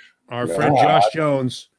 Hey, Josh. Arguably the best young What's guitar up? player in America, and nobody knows it yet, but we're starting to learn. What's People know. The people who know, Yeah. which is good. People know. I can't wait till the public finds out. Yeah. I got a buddy of mine that works for Azoff who emailed me. He goes, "You know Josh Jones?" I'm like, "Not really, but yeah." He's like, we gotta get him a project. I'm like, fucking reach out to him. My buddy worked for Azoff. He also used to work with Billy Ray Cyrus on that show that he was doing on the Nashville Network or whatever the channel was. Did you see him in that movie with Jackie Chan? Billy Ray Cyrus. It was him and Jackie Chan and George Lopez. No. It was he's like a spy. Jackie Chan. It's not a bad movie. I saw it. I was folding some laundry a couple weeks ago. I watched this movie called The Interview the other night, which I'd never seen. Oh, it's awful. Seth Rogen. Yeah, it's awful. Oh, it was hilarious. Good. I liked that. Yeah, that was a good movie with James Franco and Seth Rogen. Oh, that was great. James Franco, for all the shit he takes, is actually pretty brilliant. And his kid and his brother's good too. Dave Franco's really good too. Brother's so good in that movie. Neighbors. Oh, yeah, God. yeah. movie? No, they're neighbors. Oh. So good. He steals the movie. Yeah, no, the Francos are talented kids. They're this generation's Sheens and Estevezes, except better. I didn't know that was his brother in Neighbors. Oh yeah, Dave Franco might be the better actor, and James might be the better producer, writer. Kind of like with the Afflecks. Casey Affleck, clearly the more talented of the two. Mm-hmm. It's Affleck. Affleck. God, I'm so glad those commercials went away. Johnny, if you like that, All you do is make one anti-Semitic reference, and you're good, and you're set to go. You were talking about Pineapple Express before too. Yeah. You've got Pineapple Express. You've got What's another one that they're and on? then Because you've got, I'm just now seeing these. This is the end. This is the end is the other one that's it's all of them kind of together playing themselves. Yes. and it's like the end of the world, which is actually pretty funny. It's a good. Yeah, one that was too. pretty funny. Wow. And Craig Robinson, Danny. What's the guy's? Danny. Is it Danny? He's got the curly hair. Yeah, the kid from Eastbound and Down. Eastbound, yeah. I can't think of his name now. Oh, yeah. Who blew all the shit up in Tropic Thunder? Yeah. Danny McBride. Thank you, John. Danny McBride, yeah. Yeah. Tropic Thunder, another great one, yeah. Mm-hmm. Well, Tropic Thunder is a lot like Full Metal Jacket and Super Troopers. The first 45 minutes are hilarious, and then you go, all right, we get the joke. Tropic Thunder was great. First was hilarious. I don't remember. First the 45 hilarious minutes part. are awesome. Well, it's great. Yeah, it's a great. Yeah, film. first 45 minutes are awesome, and then you're like, all right. And that happened to Tropic Thunder. Once they capture Ben Stiller, it's like, oh, there's a plot. There's a couple of different versions of that film. There's the director's cut, which is a little over long, and then there's like the 90-minute theatrical cut, which is a lot tighter and a lot better. Picture. A lot more laughs. And let's face it, Tom Cruise and Robert Downey Jr. steal that movie. Absolutely. I mean, the idea that the two of those guys, could have been easily won the Academy Award for Best Supporting Actor, but then some guy Robert Ledger, Downey, yeah, absolutely. yeah, then some guy named Heath Ledger did a fairly decent performance of the Joker, and died, so he got the sympathy vote too. I never saw that movie. He died a few years after the Dark Knight, didn't he? I don't think so. I don't think so. I thought he died before it came out. Yeah, maybe. He got the sympathy vote. The sympathy vote. Don't get me wrong, the performance was great, but he also got the sympathy vote. Not that he needed it.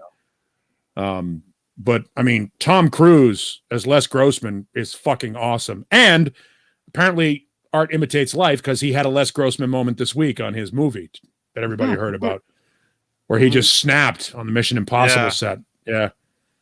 He I heard about he went that. full Christian Bale. Oh, really? Yeah. Snapped. It's about 2 minute audio out there of him just snapping on some crew people for not staying socially distant during a movie. Yeah, Franco was in Freaks and Geeks, and he was great in that too. Yeah, that show was fun, man. Yeah, for one season. Yeah, that's usually how it goes. Those great shows don't last as long as we want them to. Yep. Greg the Bunny. Greg the Bunny. Greg the Bunny. That's right. Yep. Greg the Bunny was hilarious. Same time as that. Unhappily Ever After. Which one was that? Better Off Ted was great. I think that lasted more than one season, but maybe 2 seasons. That's really good. Thrash Metal, he did snap and tirade. I've heard the audio. He had every right to do it, but he did snap and lose his shit. He dimed people out and basically blamed one person for another person being fired. He's like, if you act this way, you're going to get fired, and he's going to get fired too because of you, because you guys don't fucking behave. I was like, wow, holy shit.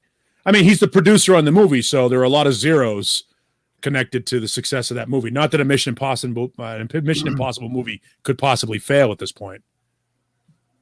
Yeah, and I guess because when I heard what happened, I was like, oh Jesus. And then when I realized, like, he basically is like you said, funding it.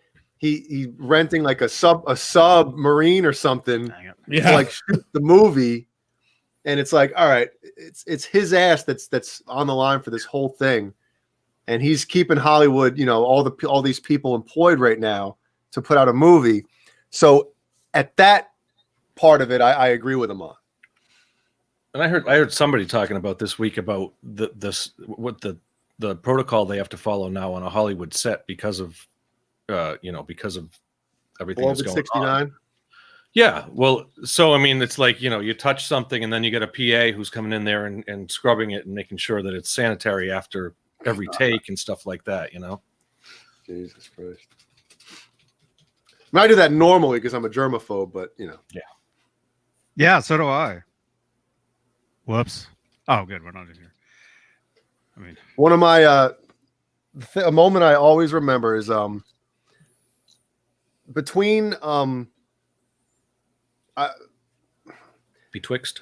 no when my band was touring and stuff, like between tours, I would go and my father kind of helped me out getting me a job at the company that he worked at, and every Friday was bagel day, right? So going to one of the break rooms and bagel day. big ass thing of bagels in the center of the break room, right? So you kind of want to be one of the first people in there, so you don't get like Let me ask you a question, Jay. I don't want to interrupt you, but it's an important question. On Bagel Day, no, this is important because I bet every one of us has dealt with this, and I bet somebody in the chat has dealt with it as well. On Bagel Day, what kind of an asshole takes half a bagel and leaves the other half in the fucking box? There you go. Am I wrong? No, you're not wrong, Is it because just number me? one, and part of the reason why I agree with you is part of what I was going with this. But the half, yeah, we'll discuss that. But I remember I walked in there one day, and I'm not one of those people that's just gonna be like, get out of the way. I want my bagel, Yeah. So I'm waiting and stuff, and this one guy comes in, and he starts moving bagels out of the way to get to the one that he wants. He's touching them with his bare hands. And I was just like looking around like, does anybody else see this asshole? And you just don't do that. You don't do it. Either you use the I almost said thongs. But use the tongs, to move out or whatever, move them out. Yeah. And you're right. The same thing. Like if you take a bagel out of there and you cut it in half, you're probably going to be touching it, fondling it, for lack of a better word. And you're going to put that back? Get out. Well, what if they're already pre-split? No couth.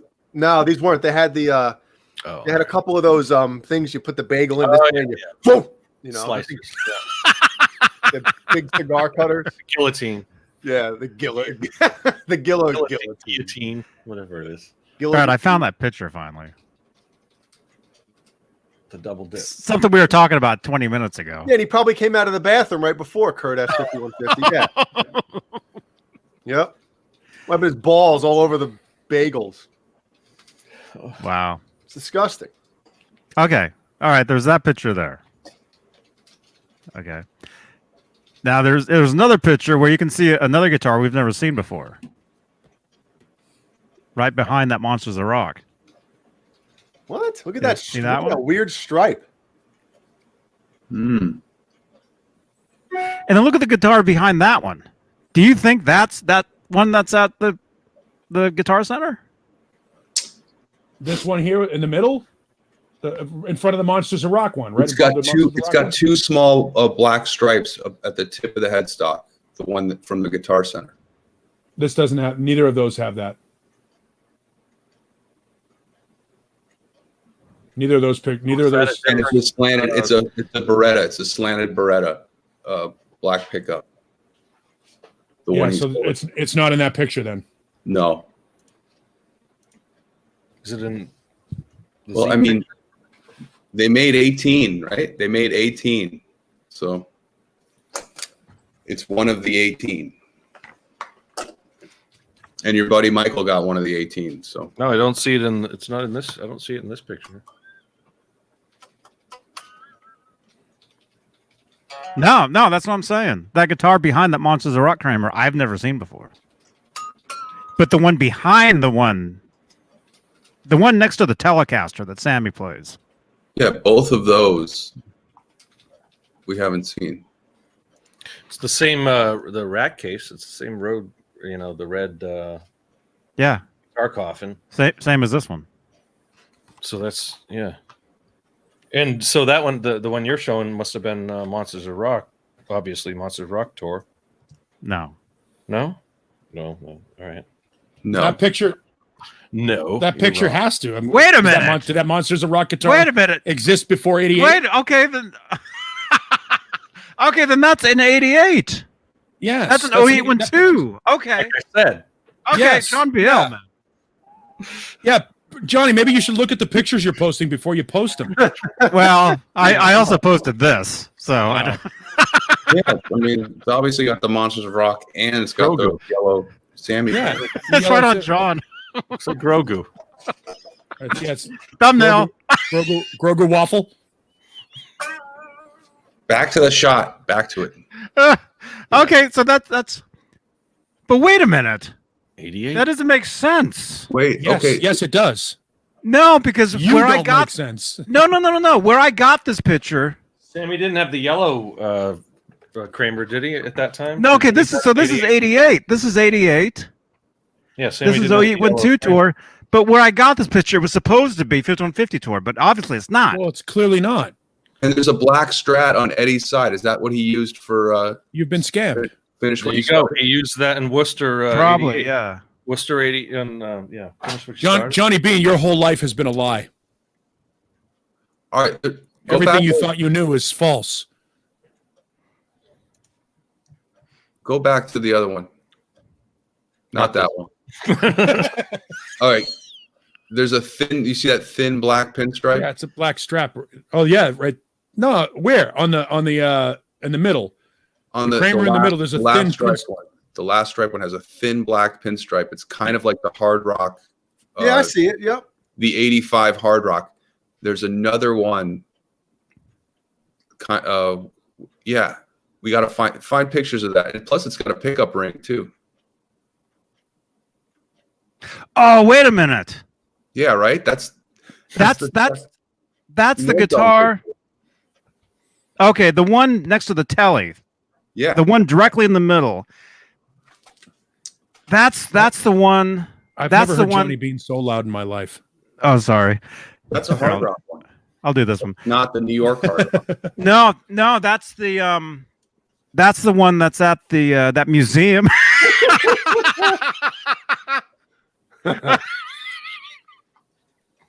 Sorry, John. That's the one that's at that Not really. museum in Seattle. There's a museum in Seattle. It's called the something or other. Seattle that's- Music Experience. That's that guitar. Okay. Yeah, the Seattle Music the Seattle Music one is way better than the Rock and Roll Hall of Fame. Sorry, I'm ignoring the chat. I'm just going. What have we learned? What have we learned today? Find it. That Johnny can yell. What have we learned about striped tour guitars? What's that museum called? It's called the Seattle Music Experience. Music Experience. Pop. That's it, Jeff Page. That's it, man. Yeah, the EMP. Is it on their site? Yeah. Actually, I have pictures of it. What am I doing? I'm assuming You're Jeff T is holding out on us, Johnny. behind here. I have pictures of that guitar. I've seen it. I've seen millions of them. Here it is. Wait, no. Billions and billions and billions. Okay, here's the. Sorry, John. Don't be sorry. Okay, let me look.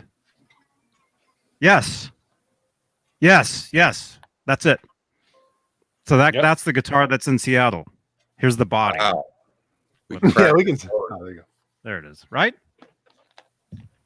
That's it. Yeah, that's the Yeah. same Yeah, it guitar. looks like Yeah. it. Very good. Do you have a picture of the headstock as well?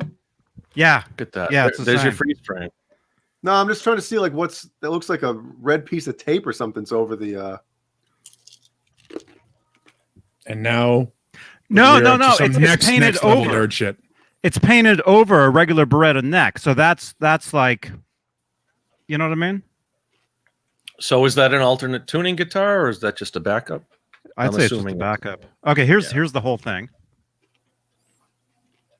Mm-hmm. And then here's the headstock. See, it just has stripes over the. Oh, okay, all right. Okay. It's funny because that headstock looks like it's cut the way the current EVH headstock, the hockey headstock, is cut. It's not cut like a regular. You know, the regular Kramer headstocks are a little thinner. They're a little more angled on the bottom side. That one there is a little bit more like the current EVH hockey stick. Like that the he middle has them. one in that picture. The middle. Well, these one are is tilted. These are traditional. tilted. So Yeah, the I- other one, I understand So that, but even Johnny- the width of the headstock is wider than the normal Kramer. the one with the slanted zebra, does it have a pieced pick guard under the volume knob? Is that what I'm seeing? Yes. That's Yes, it what I does. don't know. That's the first. Wait, where am I pointing? Yeah, that's a half pick guard down there, Caleb, next to How do I that point? zebra. This is the first picture I've ever seen of that guitar. That's why. It's got like a half pick guard like the Frankie. Yeah, looks like it. Really? Wow, that's interesting. But it's If you look white. at, yeah, it's white. That's one of the only stripes that has the half pick guard. Then that and the Frankie. If it's And not the- white, there's an Well, in awful. the rip in the If the it's not a half guitar pick and guard, the there's an awful lot of Neptune. white yeah, on it. the guitar. Yeah, that's And the right. Neptune There was a few. You're right. Yeah. and the Vetus. Nice job, Beane. Job, Yale. There's a closer. Yeah, that's definitely. It looks like a half pick guard. If not, it's an awful lot of white and a little black spot in the middle of it. But no, that looks like a half pick guard. It's got a pick. Yeah. Wow. I don't know. I'm thinking it looks like a bunch of the paint is like rubbed off. That might be what that is.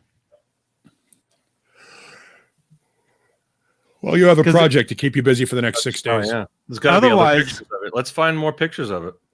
I mean, Dude, this is the only picture I've ever seen of that guitar ever.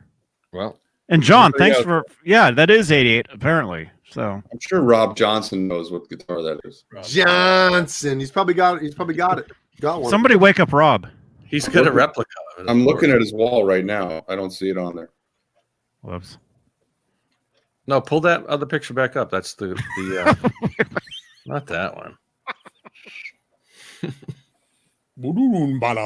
Solo. No, the one with the magazine ad, the magazine picture there. The one with Guitarra's guitar? The one you just showed. No, the magazine, the one from the That yeah, one. Yeah, That guitar was given away before any of those pictures. but is that the same one? That's the same one that's on the rack on that. No. No, it's No? not. It's got No. that stripe right across the middle. No, all right. No. Oh, okay. No. All right. I just was looking at the stripe down the middle, and that look. Yeah, now Yeah, I can Rob Johnson doesn't have that one. He won't now. He'll start on making it tomorrow. Yep. all right. OCD. I bet you OCD. Scott Smith has it. Oh, there you go. Wake up, Rob. B-I-B-I-B-O-Bo, Oh. B-I-B-I-B-O-Bo. Oh, that hurts. CSA, CSC. What is that? God, I love So me three- some Stooges, man. The Three Stooges, baby. So good, The Stooges. man. That was also like one of those songs that you'd sing on the bus on a field trip. On the bus. on the wheels on the bus go round and round.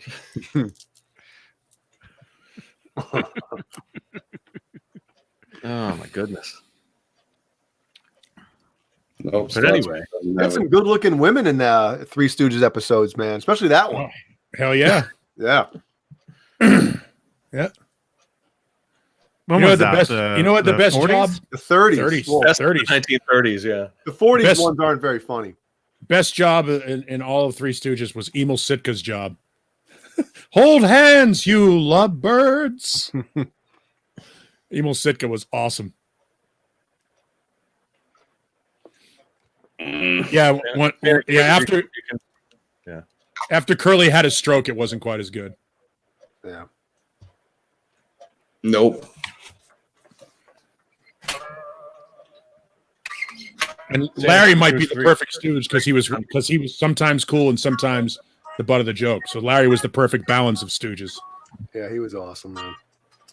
What are you butting in for? That's the whole Larry Fine is the whole impetus for Stimpy.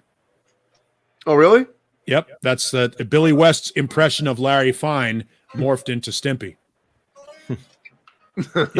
There's a great Christmas CD called Christmas Time with Eddie G, which is a guy named Eddie Gordetsky who turned out he's a consultant on The Big Bang Theory and Frasier. He was a radio guy in Boston. He used to make these mixtapes of these obscure Christmas songs like Louis Prima and the Fabulous Thunderbirds and like Augie Rios and all these weird songs. But in between, there's the Three Stooges recording their 12 Days of Christmas. Wow. And it's all Billy West doing the Three Stooges voices. And it's hilarious. Oh man. Remember the Curly Shuffle song that came out in the 80s? Oh, yeah. That was awesome, man. Drop the vernacular. It's a derby. I've got the box set, man. Spread out. So do I. The Sorter in the Court is I'm one of not the best joking. ones, man. I do too. I have the complete. I'm I have the gonna go get complete. I have the complete Stooges box set, the black one. Yeah, let's see if we have the same one. All right. Here we go. Now we're into some nerd stuff. I'm more of a Marx Brothers or Abbott and Costello fan. I love Marx Brothers and the Stooges. Never a big Laurel and Hardy guy. Fatty Arbuckle can suck it, and and probably did. And Abbott and Costello was cool, but in small doses. Yeah. I used to watch the Abbott and Costello, like the half-hour show. And if you really love the Marx Brothers and you have never watched You Bet Your Life, outstanding fucking game show that Groucho Marx did after the Marx Brothers broke up. Yeah, he was great. Brilliant. Oh, that was Is that the one? Is that the one you got? Yep, same box set, the complete collection. Yeah, Thing's heavy, man. it's like 22 discs. Yeah, I got this years ago at Best Buy. Yeah, me too. Oh, yeah. Paid like $60 for it. Look at this. Wow. 20 discs. damn. Yeah, it's awesome. It's everything. Man, imagine if they had the like deleted got, like- scenes and bloopers from those days, man. Oh my god. It's probably on that collection. No, It has Yeah, like no. has episodes that are like because Yes, I don't. you can't show anymore. There's some episodes where there's some blatant straight up racism. Like, did you guys know that this guy? Is that What's his Shemp? name? Shemp. Shemp. He was there originally, Mhm. Yes. He Yeah, was there Shemp was the originally. first. He was the first Stooge. and then he went off and did his own show. So there's episodes of like his own show on here too. Yes. Well, what Shemp actually fashioned himself as an actual Hollywood leading man, and left the Stooges to go off and seek his fame. He's in a couple of other movies. He actually shows up in an Abbott and Costello movie as well. But he actually thought he had the looks to be a leading man in Hollywood. True story. And then when Curly had his stroke, they brought Shemp back. Yeah. And Shemp didn't want to do it. Shemp was an agoraphobe, and he had huge anxiety issues when traveling. So he didn't want to do like the road shows that the Stooges would do to make money, because Columbia Pictures fucked them huge on their royalties. Oh god, yeah. And they didn't want to like rock the boat too much either. Right. They're like, well, if we try to get more money, maybe we'll get screwed, and they'll stop our shows and all this stuff. And fun fact, they did so many of those Hitler things during the war, specifically upon the direction of the Department of Defense to aggravate Adolf Hitler, because they were true story, because they were three Jewish guys mocking the Nazis. Yeah. And Hitler knew it, and he fucking hated it. And so that was considered a morale boost for the military. They're great. And- The Stooges were fucking brilliant. Hey, David Ennis. Hi, David Ennis. David Ennis, hey man. David Ennis. Hello, David Ennis. David Ennis. Good to see you, good to have man. you. David Ennis. David. almost as popular as Brent. Ennis. Yeah, whose name are we going to say more? David Ennis. And Yeah, Amber. Cruz says they made Curly shave his head because he was too handsome, and he had a big Raleigh Fingers mustache, Yeah, big old mustache too. So he shaved it and shaved his head. yeah. Curly was the best looking Stooge. Yep, Jerome Horowitz. and the best dancer out of the three too. Yeah. And that Amber. that limp Yeah. deal. The Dean Martin roasts were the best. My buddy Scott has a record store here in town called Asylum Records, and he's got the entire Dean Martin roast things on DVD. I almost bought them yesterday Talk about just for the fun politically of it. incorrect. Yeah, I would watch those infomercials just to watch them. Like Yeah. to selling those. I wouldn't buy them, but I would watch those. Yeah. I wish I had them now. I'd be watching them right now. yeah. The Dean Martin roasts are great. Amber, you have those? Oh man. Yeah, those are the best. The best, Amber's Jerry. back? The best, Jerry. Yeah, Amber's here. The Amber's best. here. Thought she was taking. Glenn was here earlier. Let's not forget Glenn. David Ennis is here. Wow. Steve Carmichael. Steve Carmichael's here. I can't yell it anymore. Don't forget Nerd Halen Security too. Haven't seen him in a while, No. Yeah. He's- but he'll come And there back. was another one that I saw, which was a play on thrash metal and fun riffs. It was fun metal and thrash riffs or something like that. Mm. Did you see that for a little while? He was in there. Yeah, he was that name was in here a while ago too, and I think he went back to it.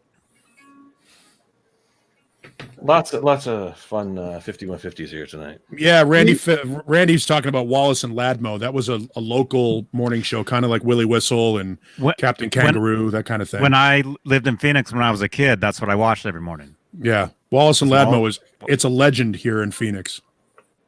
I used to watch it. Live. Kind of like Alice Uncle Cooper Jack. was on it back in the day when he was still fucked up. Wallace and Ladmo was a local TV show version of Laurel and Hardy. Kind of, yeah. That's who they kind of were. The And they had Laurel and something. Hardy handshake. They gave away this thing called the Ladmo bag. Yeah. Like kids, and it was toys like and stuff in it. of like candy and stuff. Yeah. And years ago, I went and bought like Twinkies, a bunch of candies, and I wrote Ladmo bag on it. And I've got a picture of Howie sitting next to it. There's a guy, one of the guys that was on that played one of the third part. It was Wallace Ladmo, and there was, I forget the third character's name. But his name is Pat McMahon, and he's still here in Phoenix he was doing radio, but now he does a lot of commercials, but he's like older than fuck. It's like listening to him try to read now with his very, very deep, very tired voice. But he's Was still, was he the guy with the Buster Brown? yeah, he's the legend. Like he's the last of them that's still alive. Hey guys, Got to split. no, I forgot that I had some topics that I wanted to talk about. Yes. I just saw you yawning 20 seconds ago, and then Yeah, I was like, shit. let's I talk. brought it up. I brought it up when you were avoiding know, coming I in know, early. I before was I like, got on Jay here. said he had some shit to talk about and then didn't show up. Yeah, I completely forgot. I tried to lead into it. Who's that? This is the weird that's stuff I used to Wallace watch and when I was a Wallace kid. and This is Ladmo. what I watched. Wow. The hell is that? It was a morning Wallace show and here in Ladmo. town. Why does it feel like I know the guy in with Phoenix. the scrunchy face? I feel like I know who that is, but He's that guy. Because he looks kind of like Art Carney from the Honeymooners. Yeah. Yeah. Or Frankie Fontaine from the old Jackie Gleason show. But they're trying to be Laurel and Hardy, kind of. I mean, Yeah. they're a mix between all that stuff. But it was a kids show. And then they got this other. Yeah, Gerald was Pat McMahon. I don't remember him. I just remember the other two dudes. In the Ladmo bag. So, do you want to get into this question? It's an interesting question. What song or songs can anybody think of, obviously here and in the chat, that aren't actual Christmas songs, but because of a movie or something, a show, they ended up becoming Christmas songs? Well, Silent Night and Winter Wonderland aren't Christmas songs. They don't mention Christmas in them. Huh. You've thought about this, huh? They're winter songs, but they're not Christmas songs. Oh, now John BL leaves and we have something. Because the only one I could think of, Fruitcake Tony. Frosty the Snowman. Oh, come on, man. It's a Christmas song. Hey, Tony. Just because it doesn't say Christmas in it, right? No, it's got to mention Christmas. That's Oh, what come on. makes it. What's the point of it? All it is a song about snow and winter. Doesn't have anything to do with No, Christmas. I think a lot of those they're just like winter holiday songs. Yeah, they're winter weather songs, but they're not.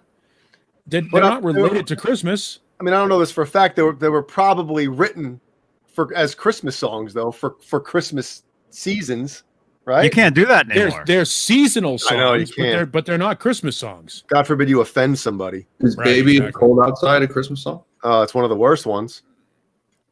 No, it's just a song about it being cold outside. It's a little date rapey. Little dead. 'Cause I was thinking what made me think of it is I have a Christmas playlist. If anybody wants to follow it on Spotify, it's called Radio. I'll show you. Radio Is Nerd Halen on it? Christmas. It's not. I don't like listening to my mixes. Where's the Caleb's- poll? Caleb's getting less airplay this year than he's ever had. Oh, we got 18 Yeah, votes. isn't it, Jay? The song that I thought of was from Home Alone 2, Cool Jerk. Remember he's Yeah, in definitely. the uncle or whatever's in the shower. Wait a minute. You guys know what I'm talking about? Wait, what? What video is this? Home Alone 2. I never saw that. Lost in New York. Yes, Lost in New York. Yep. I saw the third one with a different kid. Oh my God. I saw that one. Yeah, I saw that too because I have a kid. Oh. Man, this Well, is here's- perfect. Here's a good argument. I'd rather have diarrhea. Here's a good argument. Better Christmas movie. It's a Wonderful Life Hey, fruitcake. or The other one, or whatever or the other one is, that's it. Miracle on Wonderful Life 34th is a great Street. movie. Wonderful Really Life is. is No, one of it's the a worst Wonderful Christmas Life. movies I've ever seen in my life. Oh, come on, it's a good movie. Oh my God, that his The- oh God, the- oh my God, oh God, I can't Mary. say his voice. Oh, Mary. Mary. Oh, Talking about one of the greatest American actors of all time. Jimmy Stewart, man. not in my book. Grapes of Wrath. Did you say Timmy Stewart? Timmy. Mr. Smith goes to Washington. Jesus. It's Jimmy. What did I say? Did I say Timmy Timmy. Stewart? Maybe Jimmy, I said Timmy, Jimmy I did Stewart. mean Jimmy. Was it on Golden Pond? Wasn't that? Are you having No, a that's Henry Fonda. no, that's Henry Fonda. Oh. That's not even close. Sorry. Wait a You're, minute. you're having a Timmy versus Jimmy cripple fight moment. My brother, who's the co-director Jimmy Fonda. Jimmy of our Fonda. video, is in the chat. Your brother what? My brother's in the chat. Oh, hello, brother. He helped. He did all the green screen editing for the video. Just Well, looks great. Wow. Awesome. great job, Ben. Hey, Ben. Is he helping you move? No, Yeah, so then he's not a great brother. What's his excuse? I haven't asked him. What? He's got a worse back than me, and I. Oh yeah. At least hang out. Like at least point. Yeah, move that. Maybe you should move that next. He's Hey, like, that no, looks heavy. Grab COVID. that. No way, COVID. Oh, It's That's the your greatest brother. excuse ever. It's The your greatest brother. excuse ever. Can't do it, COVID. He's high risk. Oh, okay.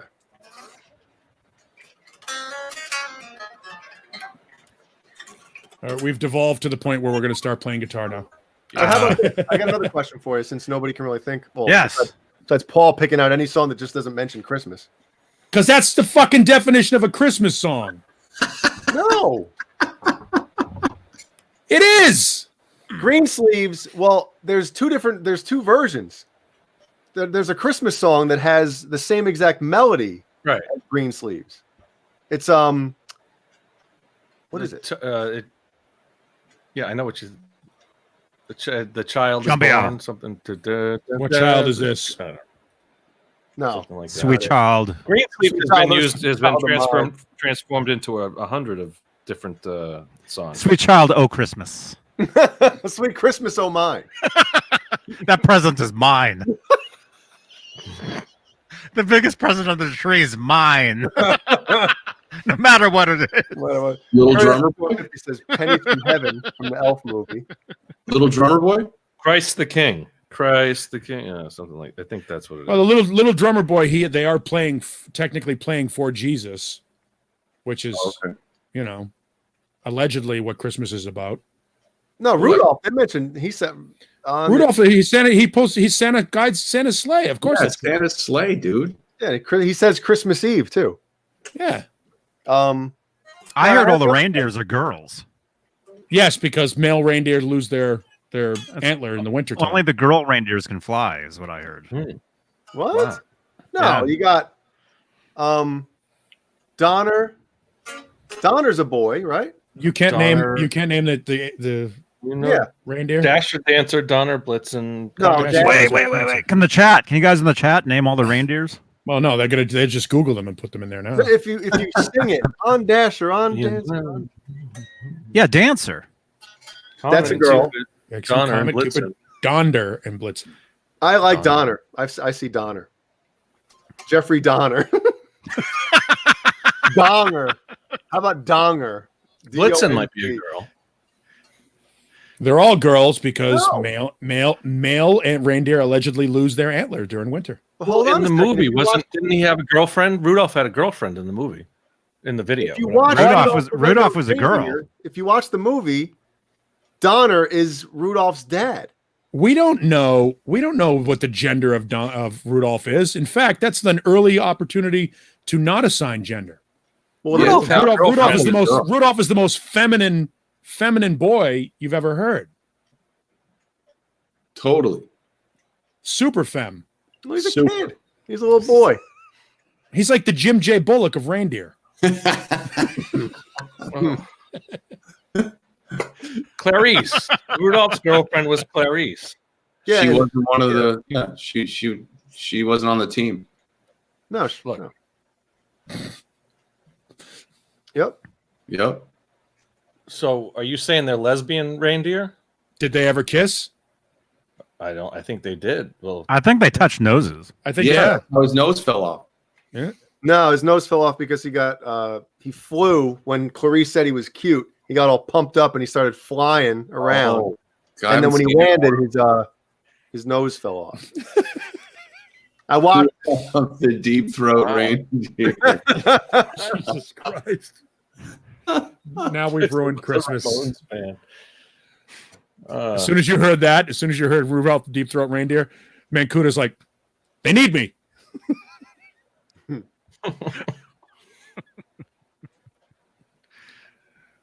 Oh boy. How about this one? This is not a Christmas related topic, but do you guys still want to hear it?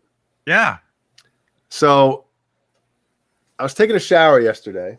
I Don't want to hear Uh-huh. it. We're done. Talk about donger. Yes. So Go on. Keep going. and I was Go listening on. Proceed. Do tell. so I had on Dream Theater Oh. and Well, that'll keep you from getting a hard on. While you shower. get you from getting a guitar hard on, I'll tell you that.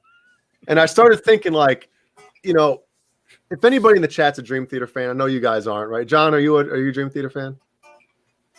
BL? I like Dream Theater. Yeah, I like. Yeah, Dream they're all Theater. right. I mean, Prog metal. I've owned a few of their CDs. I throughout like the years. James Reader. Well, their first two albums, well, not if you include Dreamin' Day Unite or what the hell. Which was their first record. Yeah, which I can't even listen to it. It's pretty Yeah, bad. that because that's their most proggy one. That was when they realized, oh shit, we don't have to write songs. We can just jerk off for 70 minutes on with the tape rolling, and people will love it. And Well, they because didn't. of the singer. That's the You mean reason. guys? Yeah, they were awful. But Kevin Moore was their keyboard player on Images and Words and Oh Yeah and Awake, which are just phenomenal albums.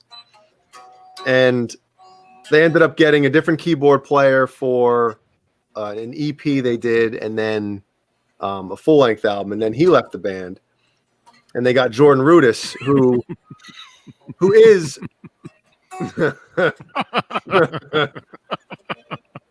So is Jay. who is probably, well, not probably, he is the most talented. Like, he is just an amazing like pianist and keyboard player, and just off the charts great.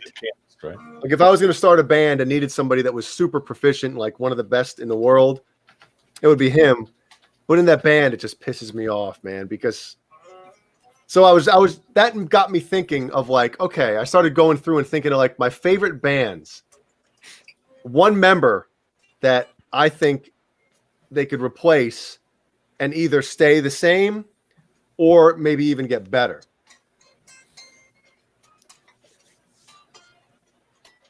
Huh? Oh, that's the question?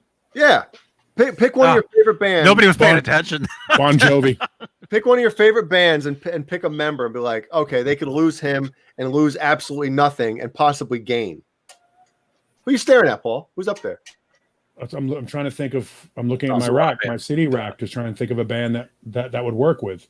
Oh, my brother's so new to this that he's 5 minutes back in the chat. Oh, that's an interesting. I mean, I Motley Crue is the easiest one to use there. who? But I think you can. Yeah. I think when they replaced Vince Neil, they were better.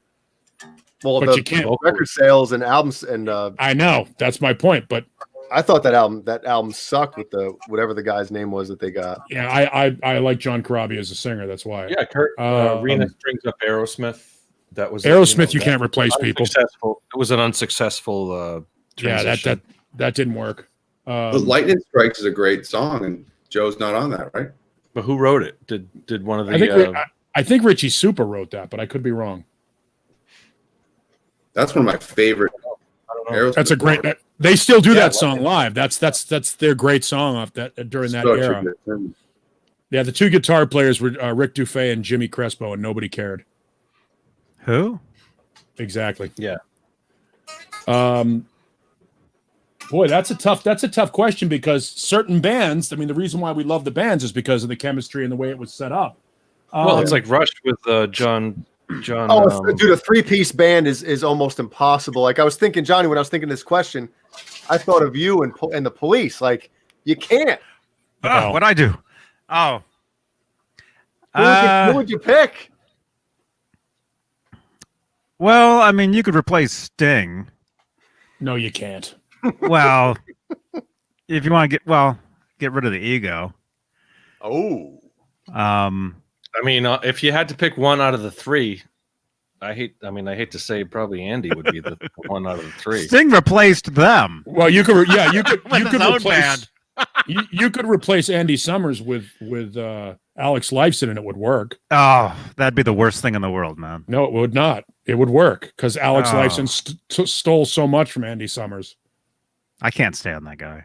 Police is not. Yeah, I don't know. I don't see the comparison. I hate Rush. I can't Rush. stand them. Oh I can't stand them at all. I love 'em. Oh, I like both. I like the Police and Rush, but I don't see the comparison. I love the between Police. Summers You should listen to Vital Signs again and listen to the guitar lines in that song. It's completely Andy Summers. Yeah, listen to Grace Under Pressure, dude. Yeah, a lot of those records. Presto, Grace Under Pressure, a lot of those 80s. And it's all. Yeah. Is it the voice, Johnny? Is it Geddy Lee's voice? Rush? Yeah. Hang on, no, it's the music. Really? It's the arrangements and it's just it's none of it. At first, it was Geddy Lee for me that I couldn't really get into Rush, but then maybe Grace Under Pressure. I got past maybe that, yeah. Grace Under Pressure is my least Power favorite. Windows. Johnny, listen to Power Windows. That's like the 80th of 80s Rush albums. Yeah, and when you hear it, but I'm saying you'll hear a lot of the Andy Summers in the guitar lines. Yeah. Nah, a lot of bands think of Andy Summers as restrained, like very in the background, but important. Like not as pronounced as some of the other parts in the band. But that's why you don't. That's why important. Because you haven't heard some of those 80s Rush records, the Grace Under Pressures and the Power Windows records. You haven't heard that. That's what they did was. Well, yeah, but I can't immediately recall all the songs out of them, but I've heard them. Even listening to Vital Signs on Moving Pictures, that the guitar stings there are very Andy Summers. Anyone bring up a delay pedal could replace the Edge, and you too. I was just gonna say the Edge. Where does the Edge fit into that? The Edge is an interesting thing because his playing is so predicated upon delay and rhythm and effects and bouncing shit back and forth. He could be replaced by in itself. That's a talent in itself. It's his style. What he does with his effects. But his Peter Frampton. Peter Frampton did the same thing. His first name is The. Can't replace that. You can't. Yeah, look, you're gonna. A guy who likes Sting is going to be making fun of The. No, in the Police, you can't replace any of them. You can't replace them. You can't replace U2. either. Well, the Police was a finite band that only lasted how many? What? U2 7 was years? the next Police. When they did that Yeah. Amnesty International show in '86, the Police basically handed over their instruments to U2, and that's when U2 took off and the Police ended. Yeah, except Did the Police perform at that one? Did they? Yeah. That was the last performance or pseudo last Back performance? then, yeah. That was their first reunion. They were Right. they reunited 3 years later. It's And an then wasn't it interesting- one of their Sting's wedding or something that they all reunited again? Yeah. Yeah. Somebody's Did you see wedding. footage of that on the behind the music? That's pretty cool. Yeah, that was in '92 or something. But Peter Gabriel stole that whole show. So It's interesting that parallel between the Police and U2 though, because they are very similar in their uniqueness and their influence, and their catalogs are both phenomenal. I mean, Mhm. the thing is, U2 didn't walk away at their peak, whereas the Police did. Right. Yeah. What U2 albums do you remember? You remember the '80s albums, and then maybe baby. TV. I remember the one that iTunes made me that they stuffed into my iPad, man. it's still there. Wasn't there like the U2 iPod, like you had, and it came Yeah. with all the catalogs? Did you just not hear what Johnny just said? No, there was a U2 album that iTunes Yeah. It's still in gave my, everybody. it's still in my thing. Yeah, you can't delete it. Can't delete it. I don't like U2. Sunday Bloody Sunday is a great song. U2's better live than they ever are on record. If you go to a U2 show, it's almost a religious experience. It's amazing. Yeah, they're It's amazing. amazing. Oh, They're an beautiful, amazing band. beautiful day. Was it Beautiful Day? Was that the song? Bono's amazing. Yeah, they're an amazing band. He'll convert you live. You'll be like, holy shit. Doesn't matter who you are. Jay. Yeah, they're incredible, Rattle and man. Hum was a great. I loved Rattle and Hum as the crossover between just the live show and the Yeah. The movie. cinema, Big- the movie the- experience, and the New Year's Day, that's a good song too. Those two songs are probably New like Year's the only Day- two that I like. U2 are a phenomenal band. I mean, obviously, this is probably an age thing because those first three U2 records before The Unforgettable Fire are groundbreaking new wave. Age thing, right. I'm 43. It's not like I don't know who U2 is, and I didn't see them No, on no. TV growing up. Right, but do you know anything off of Boy October or War? No, because I don't like them. I never Right. wanted to Right. listen So to any of their music. Right, so you've never heard The Refugee, you've never heard any of that stuff. So Bad. that's what And I don't That's- want to either. that's the point. You have no desire to go back and check them out. They're a brilliant band. Bullet the Blue Sky. Bullet the Blue Sky is a great one from who was that? Joshua Tree. Joshua Tree was obviously pretty much their pinnacle. I mean, the best of the. Their first three records were straight up alternative records that nobody even knows in this. Most people don't know in this country. They're like a It wasn't secret until War. Christian band. They're like a A Christian band. too. They just don't say it. Yep. Let's see. The BB King track, yeah. What was that? Love Comes to Town. Yep. Not a fan of that song. I loved it, but Rattle and Hum was great. I like that's, Angel of Harlem. I That's think what it's kind of hooked me beautiful. onto U2. Boy, October. I remember War. Yeah. Boys Where I Will Follow came from. There's another song called Yeah, I Will Oh, Follow. Fear right. Factory, Fear Factory cover. I Will Follow. Out of Control. Collective Soul, correct? The Electrico, those are all great fucking songs that most people outside of hearing them on Under a Blood Red Sky, the live EP that they put out, which was their breakthrough. That live show at Red Rocks was their breakthrough in America. And then they played the US Festival. I think Right. it was around the same time. Yeah, And that's that when was- that Bono was their other big climbed break. the rigging. Yeah. Yeah, the other big kind of exposure for them.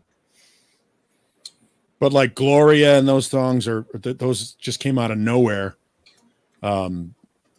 Just like they were a great alternative band before they popped with The Unforgettable Fire, and then of course Rattle and Hum, and But they had their Joshua day. Tree The were 80s massive.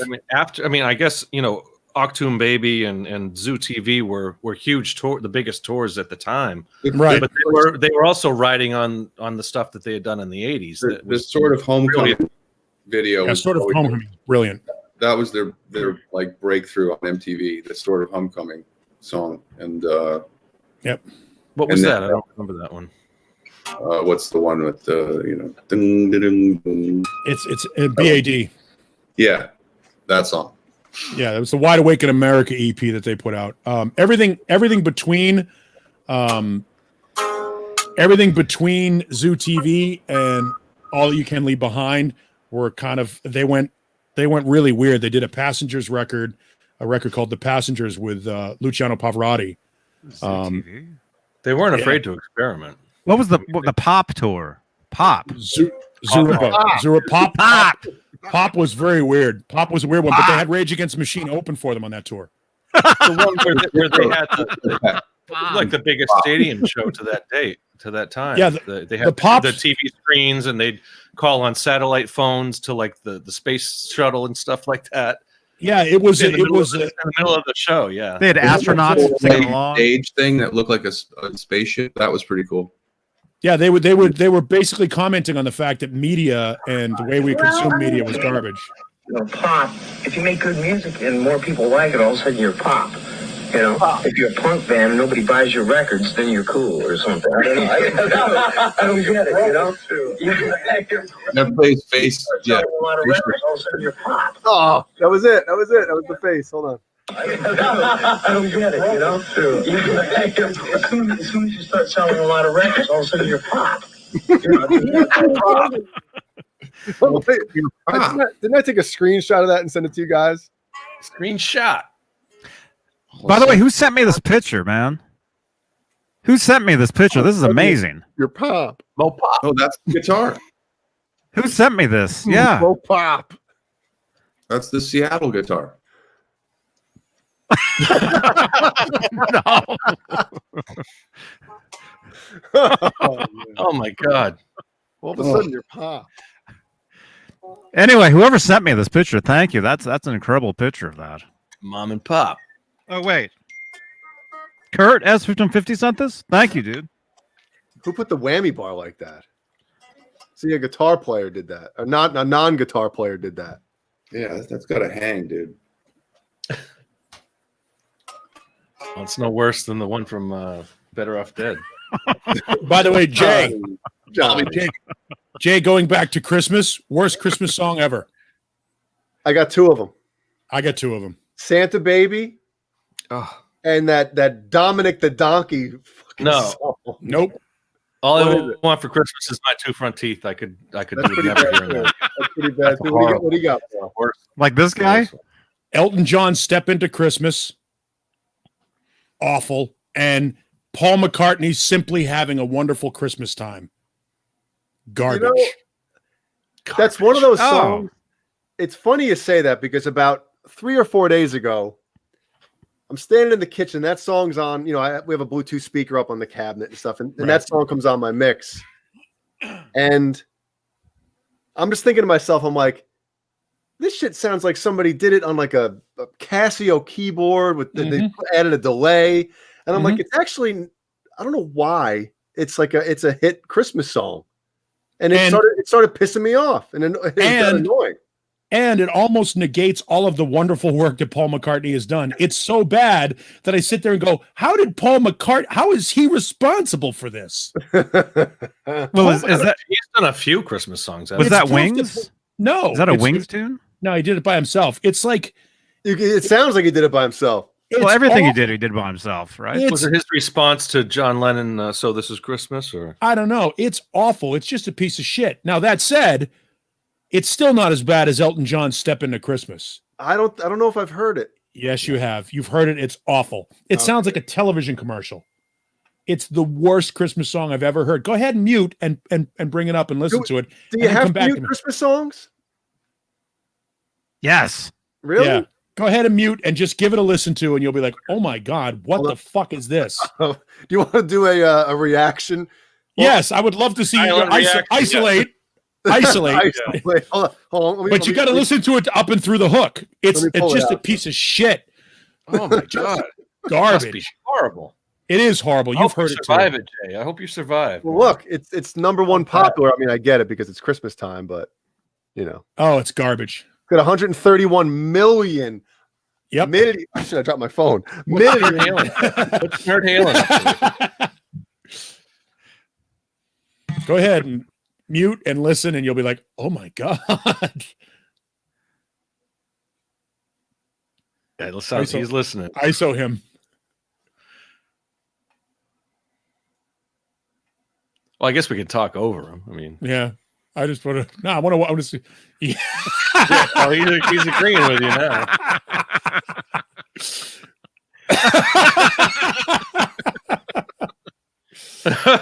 That's like a McDonald's apple pie or something. Did anyone watch The Mandalorian? I know we're really No, focused on Jay. no, I haven't watched it yet. So I've don't blow it for me. I've never seen any of them.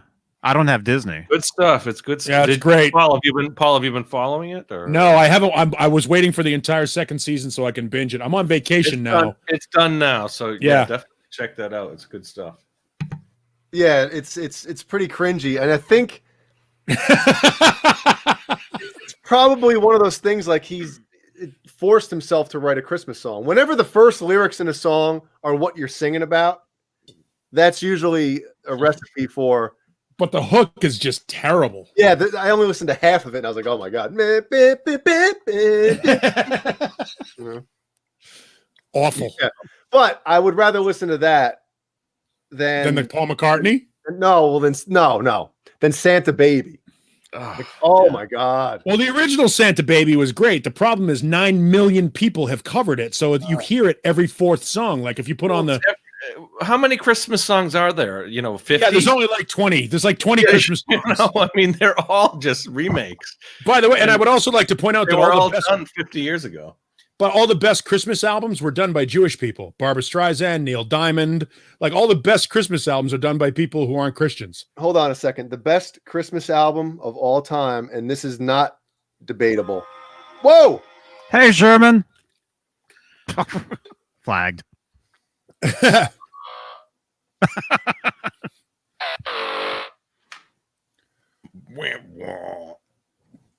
And the best Christmas song has got to be Nat King Cole's Christmas song. Bing?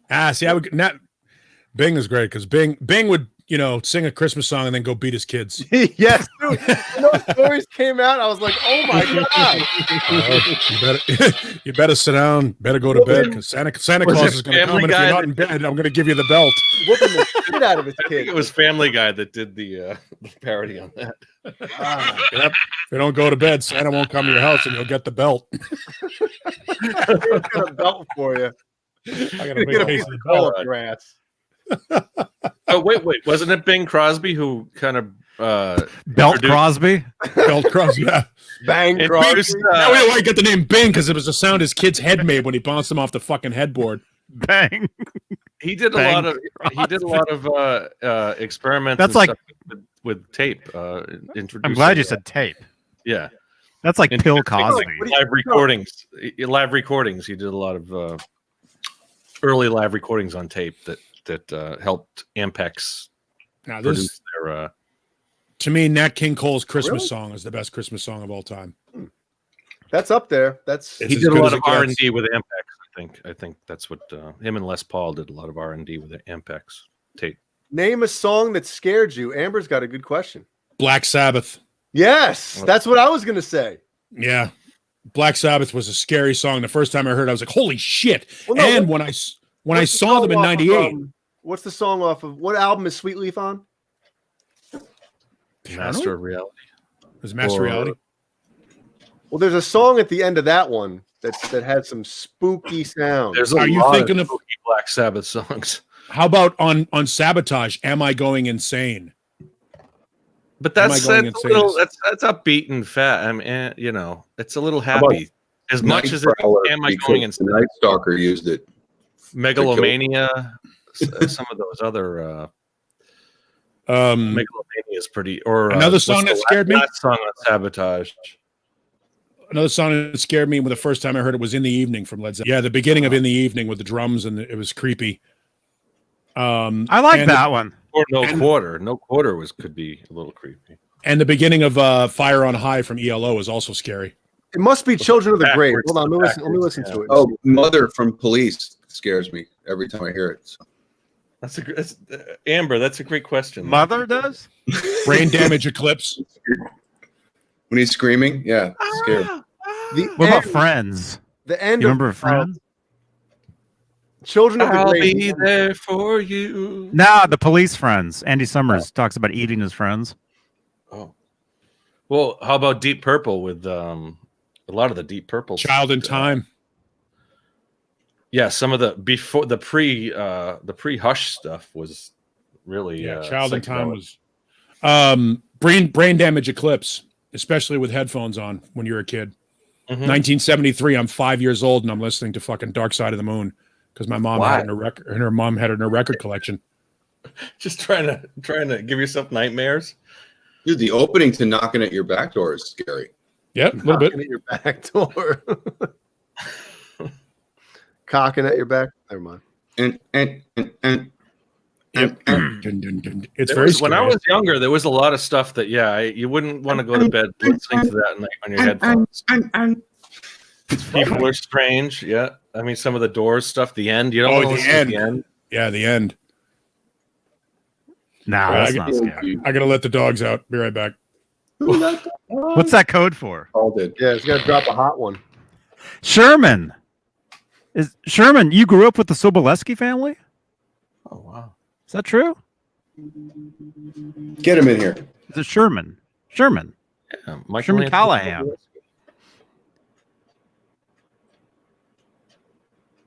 That's awesome.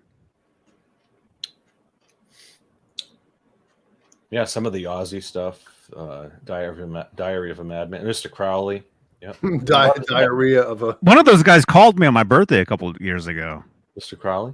No, Soboleski. Which was it? One of Mike's brothers called me on Facebook. And you I didn't saw him take- on video. He's take like, Johnny, down his happy number and birthday. call him right he was back? he was telling me happy birthday on FaceTime. That one Barry Manilow tune, yeah, nightmarish.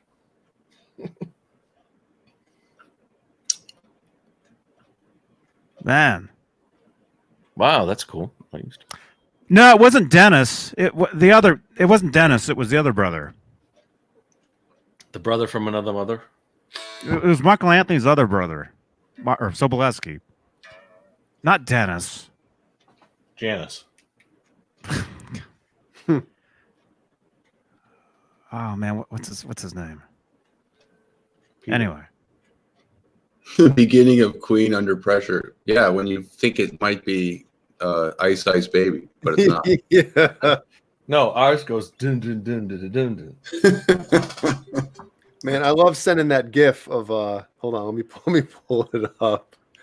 It cracks me up. Somebody a friend of the show and a buddy of mine got a new guitar a couple days ago, and where he was living, or where he lives, I should say, it was snowing outside, and he got it late in the day, and he said, hold on, let me read it to you. It's pretty funny. So he said it's ice cold. So of course I pull out the, this gift, it always cracks me up. Man. Come on, focus. Son of a bitch. Come out like a vandal. My God. It's giving me a headache now. Ice Ice Baby. And then I sent this one after it, This focus is real easy. That's good. Let's see if it focuses now. Yeah. Ice baby. Oh, it's so good. Sherman, it's all good. Intruder from Van Halen is not scary. It's wonderful. Oh, the video is kind of creepy. The video is scary. Yeah. What do you guys think of this guitar? Talk about what color does it look to you? Pink and cream. What is that? Red and cream. It's one of those Petrucci Majesty guitars, but they're making 5 of these, and they're like super vibrant hot pink. And this dude put green pickups in it. It's like, ugh. Wait. Oh, they look yellow. Nah, That has Mancuda written all over it. Dude, I want one of those. How many strings is that though? That's like 7. It's got 7. 9. By the way, Jay, I know that you are occasionally interested in listening to some of the 80s hard rock bands that you may or may not have been into back in the day. I would highly recommend you re-examine the first 3 Bullet Boys records. Man, I'll try. They're good records. Do it. And there's a lot of Van Halen on it. Wow. Because they were basically Ted Templeman's attempt to recreate Van Halen. what year was that? 80. 88. 88 was the first one. I had that album, I had it on CD, and I remember trying to like it, and I was like, "Oh my god, I can't listen to this." But maybe now you go back and listen to it. Some of that stuff is it aged well. You go back and listen to it and go. I mean, the singer is amazingly like yelling and screaming, and almost as out of key as David Lee Roth. I mean, that it's stunning how much he got away with it. Templeman was like, "Just do what you do, and we'll just get it on tape." Just do what they do. do what they just do. do it. Yeah, just do what Dave did. Just do it. Copy But I mean, Van Halen. there's a song on it. There's a song on it called "Talk to Your Daughter" that might as well be Ice Cream Man. They do a great cover of "Hang On St. Christopher," the Tom Waits song. Templeman produced them. It is Bruce. His voice is annoying. That's on this album though, Freak Show or something. That one. Yeah, "Hang On St. Christopher's" on Freak Show. Yeah. No, so is that daughter one you just said. Talk to Your Daughter. Yeah. Yeah. Focus. Which album's better, Bullet Boys or Freak Show? You know what? I believe it or not, the third one, Zaza, is really good. That's not on here. Oh yeah, it is 93. Okay, it is. And that's then at that point the band split up and started doing lineup changes, and it wasn't the same. But the first, they're Bullet Boys' first 3 records. You go back and listen to them; they're pretty good. I mean, they're raw and bluesy, but the songs are good. The singer, not so good. I mean, but as somebody that produces bands and listens to and records bands, listen to his voice. It's just he's shredding his vocal cords.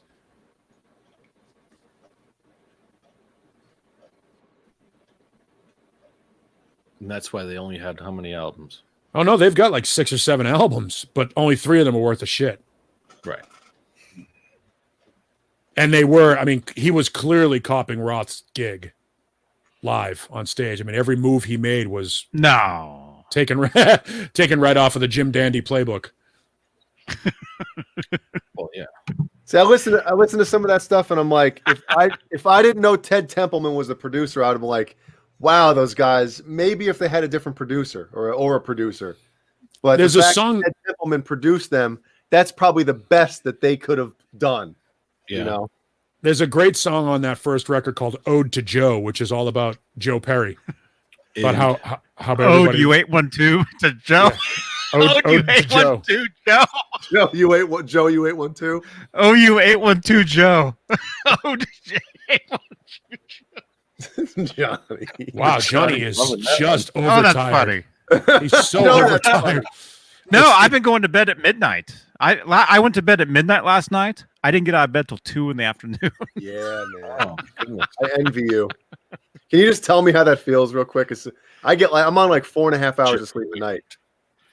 And it sucked because it sucked because 3 hours later it was dark out. Oh, well, whatever. I was Joe, you 812. I went to the food store yesterday with my father-in-law, and on the way back, like I said, I've been getting like 4.5, maybe 5 hours of sleep a night.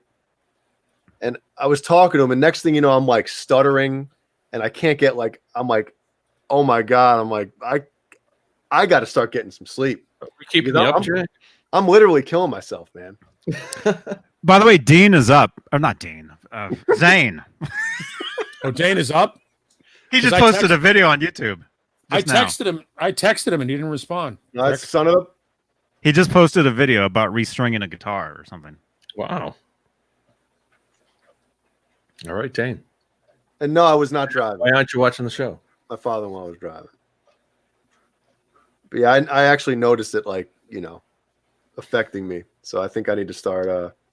Sleep is. I value sleep right up there with everything. I mean, sleep is so important. Well, I used to sleep I used to sleep for about 10 hours a night.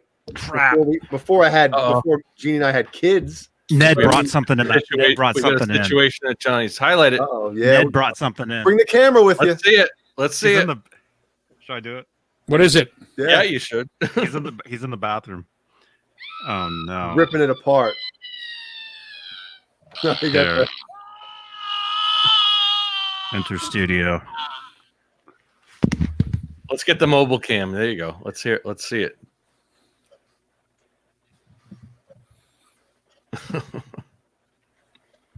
Hints you have for split fingers after not playing for a while. Crazy glue? Crazy glue. That's. I mean, not necessarily that I've used it on. Ouch.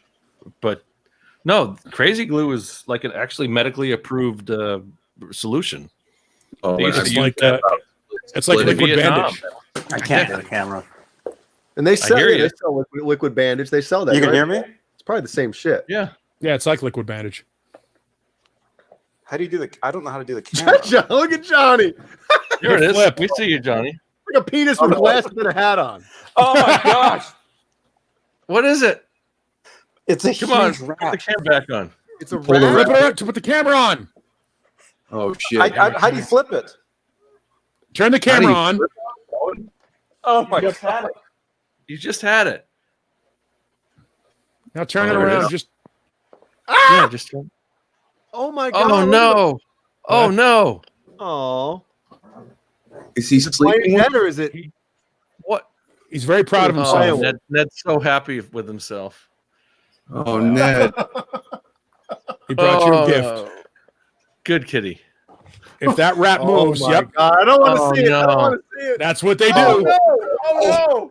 Oh no. Yeah, yeah. Oh, Ned. It's mutual. Stop it!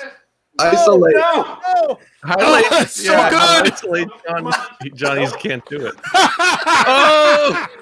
Come on! Oh That's so good. Out! Out. no! Out. Get out. Wow. Look at the double angle. Look at Oh, See ya. and on that note, Out into the night. Oh my god. thank you, Ned. Out. That was so good. That's good. How do I get out of here? Oh, poor little mouse or rat, whatever the hell it is. Yeah, well, That was Mutual Omaha's Wild Kingdom in Johnny Beane's bathroom. Man, Jeremy White with the wrestling reference. Good God Almighty, they killed him. Here he comes with a steel chair. yes, we just witnessed a murder. Oh my God, I don't want to see that. Please leave her alone. Oh man, Poor little guy. That's so good. where's a city rat, not a country rat? There ain't nothing worse than a rat. In multiple ways, yes. Oh my God. How was that? Was that crazy? Did you see it? Oh That was yeah. good. We saw plenty. You saw everything? No, Because I couldn't flip the camera, so I had to do everything front camera. I couldn't yeah, we see. saw it. Oh, yeah, we definitely Oh, saw it. it was Why brilliant. would do that? I thought like Ned was like rat drunk, like he'd passed out, and then he woke He's so up proud of himself. All right, gentlemen. I think I'm done. My dog's fucking trashing my house. Oh, Oh no! He's apparently worse than Johnny's cat just did. he smells Dude, rat flesh. Apparently, Ace is I changing got- the hours of the show.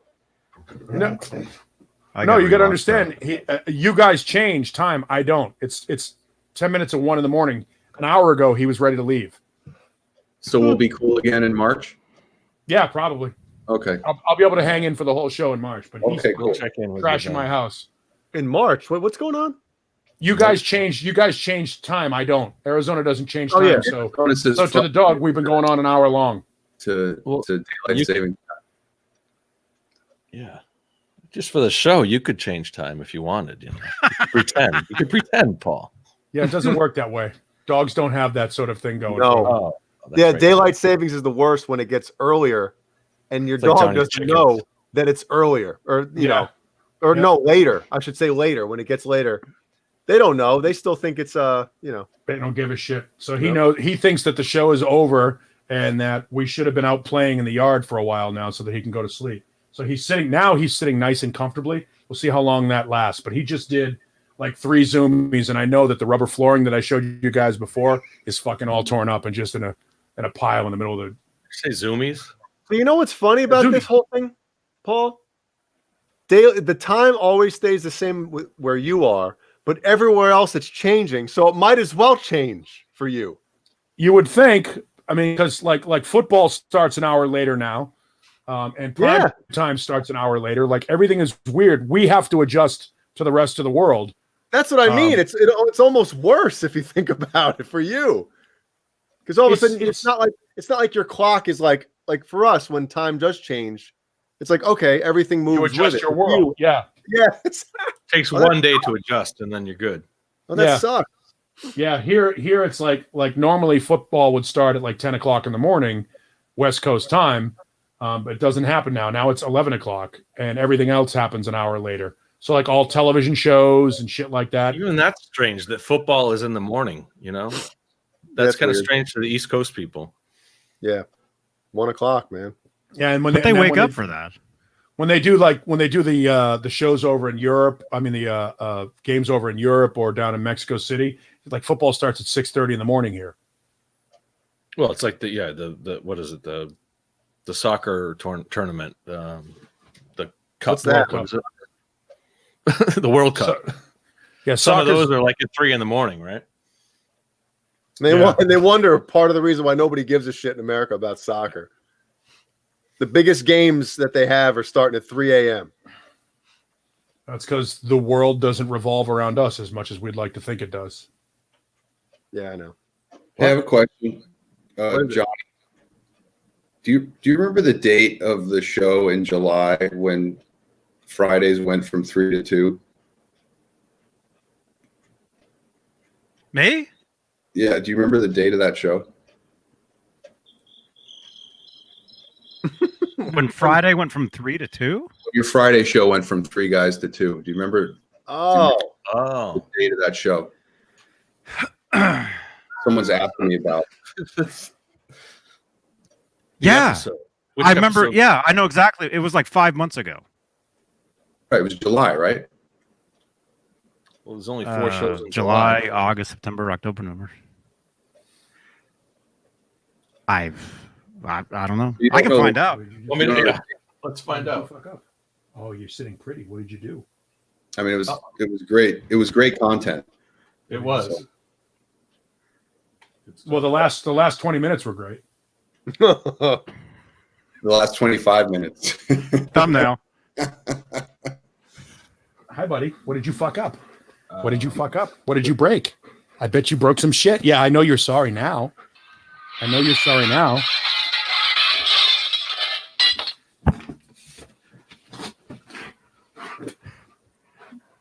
everybody gets it. Anybody in the chat know? It looks Sherman, that's awesome. Why? What's the That's reason you want awesome. to know the exact date? A friend of mine is asking me. Okay. Oh,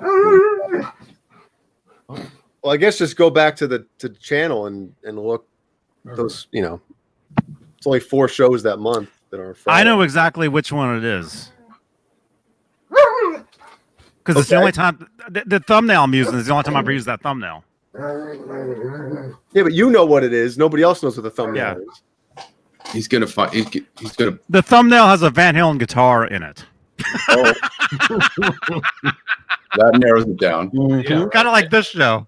But no, it's the only time I ever used that one guitar. You've By the way, never seen it ever. I just wanted to point out, I just got a complaint from a friend who's watching the show in Virginia who keeps rats as pets and says that this show is the most violent show she's ever witnessed. Hey, I didn't want to see that either. I think 717. 717, huh? 717. Might be. John B. Yeah. Looked a little pissed on that show. For Oh, rat yeah. lovers, yeah, I'm sorry you guys had to see that, but that rat moved in with our chickens, and Ned didn't like that. Oh. No, it's true. We have those what are those rats? They're called something rats. They're roof rats. Damn rats. roof. What are those rats called? Ratatouille. You asking Ned? Back. There's something Let's- rats. Let's get back. Go. Rats, bats, dirty old 69 a-holes tied in a knot. Hooray. Do I need to clean it? I mean, he didn't make a mess or anything. I'd do I wipe still- that floor out. Yeah, If there's blood, if there was blood or something, I would take some like Pine Sol or something like that and just. I don't see any blood. There's no blood at all. The blood don't matter. There's vermin. It's still Rub vermin. the hair. Yeah, for hair. These things are disgusting. Oh, Yeah, I'll spray off. I'm glad I have video of where the thing was. So make sure now I make know. sure you kiss Ned and have him lick your face. Okay. Oh, yeah, that's an important thing. You stroke them a lot too. Don't do that, John. No, Ned's having fourth meal. That's his fourth meal tonight. That one. How much of it is he eating, though? I mean, is he just playing with it? That's what a lot of them just do. about They to just play eat it. with it. Yeah, they play with them till they're dead. Then they It just was lose interest. dead. Yeah, he was bringing it to you as a present. Would he break its neck or something? Yeah, what I do. That's what he they does. Do. They throw him against the wall till they. They fucking- jump on him and they snuff him out. You Yeah. see how big that was? Yeah. That was a big one. Yeah, and that's not the first one we've seen on this channel either. No, but So- if I hadn't had the door open, you wouldn't have seen any of that. It's been a My- long time since he Good brought something content. It's definitely good content. When I was a kid living in Dorchester, my mom left a note on the bathroom door. I think I might have told this story before. It just said, "Pandora in here." That was the name of the cat. Pandora in here with mouse. So Go back to bed. it was my job to clean it up. My mom wasn't going to clean it up. So I walked into the bed. I go into the bathroom and I come in and shut the door. I just couldn't shut the door, and I sit down on the toilet for a second on the lid of the toilet to see what's going on. And Pandora's just sitting there like Ned was, just laying on the floor. And then all of a sudden, I see the mouse come out from underneath the tub, and she goes whack with her paw, and it fucking right off the wall. I was like, oh, Damn. and it just stunned the shit out of this mouse, and the mouse was like laying there for a second, and then just goes, I give up. I don't know. And got up and tried to move again, and she goes whack whack whack whack whack whack like a fucking cat does. I was like, "Fuck, poor mouse." I have video of one of my cats with a chipmunk bag. But I sat and watched it. I have a whole video of a cat doing that exact thing with from beginning to end. I don't know why I wouldn't do that nowadays, but You when I sick was a kid, bastard. when I was a kid, I guess I was a sick bastard. But you saw did the cat do the rapid fire whack? The It was fucking nail from it. beginning to end, from beginning to end, the whole with bones crunching and everything. Oh, it's amazing to watch. That's gonna be on John I'll B. put that up on my YouTube Yeah, it's channel. gonna be on your screen next week.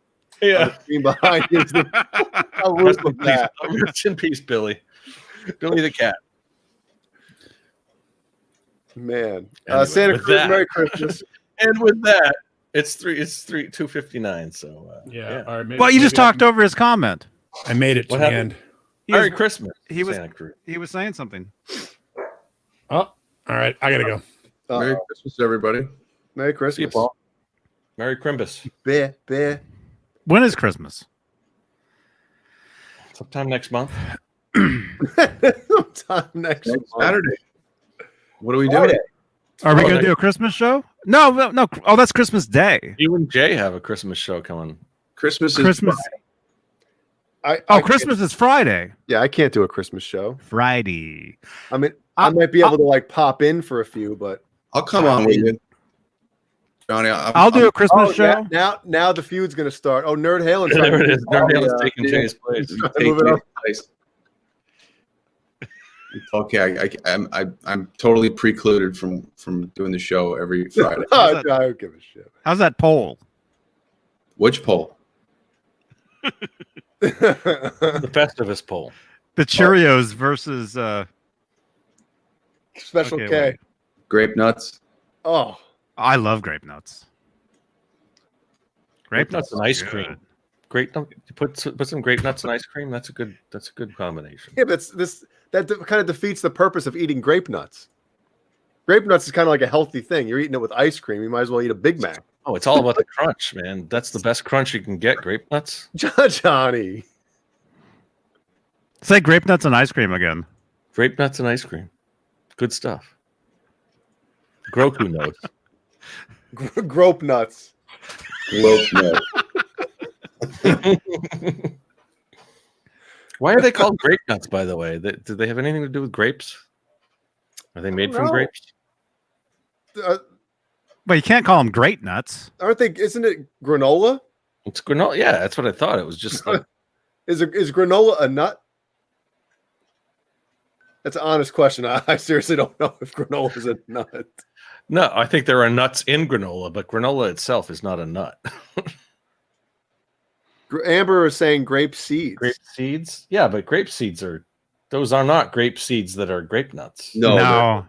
Grape seeds are like you can't bite into grape seeds. I don't like about, You'll talk break your about- teeth.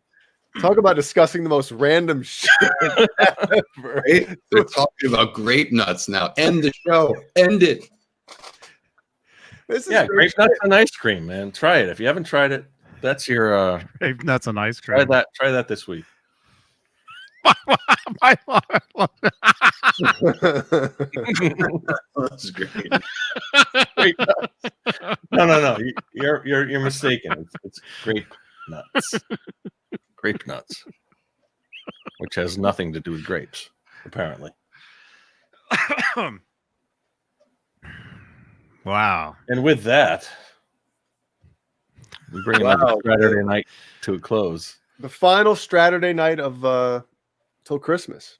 Or actually till We got one more this year. One more 2020 Saturday night. So One more. oh, that's right. Yeah, one more. we'll see how that goes. And then the big New Year's is have you guys decided on are we doing like a hot sauce test tasting or something like that? Or What? Makuta was talking about doing like a If somebody sends us those things. I ain't doing that shit. You guys can. I'll watch. I'm not That's- doing that. That's on a Thursday. like a hot pepper challenge or something if you want to Hot pepper. hot pepper. Oh, God. Little Scoville's check. Scoville, yeah. I'll I'm do it. down. I'll try to get Jeannie to come on for some of the New Year's Eve show. She'll be fun. Oh yeah, New Year's Eve will Awesome. be Thursday. New Year's Thursday. Yeah, Thursday. Thursday at 8. Thursday. Oh. Thursday. Yeah. 8 Wait, New Year's? New Year's Wait a Eve. minute. Are we doing a New Year's Eve show? Yeah, hell yeah. Always have.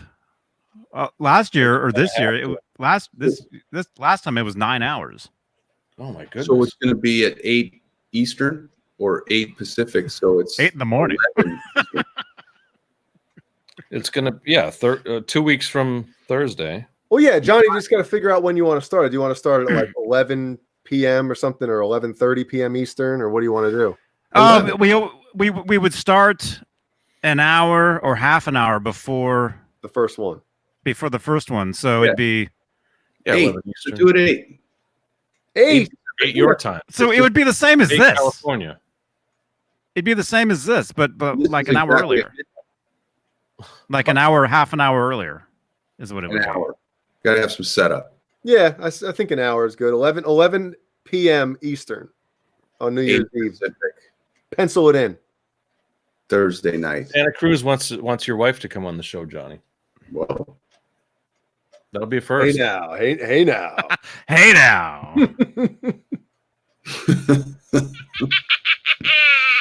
Nobody's wife coming on the show. Okay. The wife's allowed. Sherman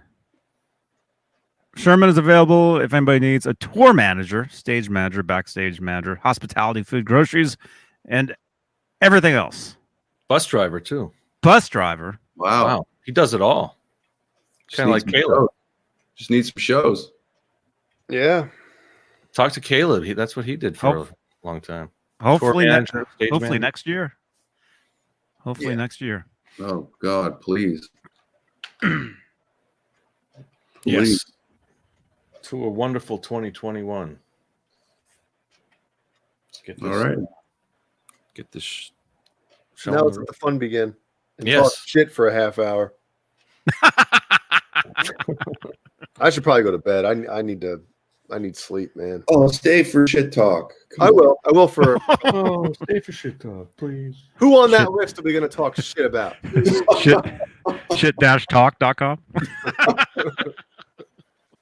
We should make shit talk a pay-per-view. Yeah. We can do that. Interesting. I logged into my OnlyFans today. We'll We need to get the Ned Cam, the pay-per-view Ned Cam. fans. The wrestling match? Yeah. That you guys got a mini Ned wrestling match tonight. Yeah. Yeah, well, It's amazing. that was no match. No. It was over before it started. No contest. Ring the bell.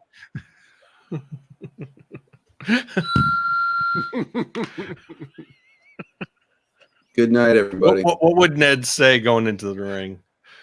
You know? Ned says. Ned says, what would Ned say going into the ring to that rat? He'd say, "Got any hot sauce?" I'm gonna put hot sauce.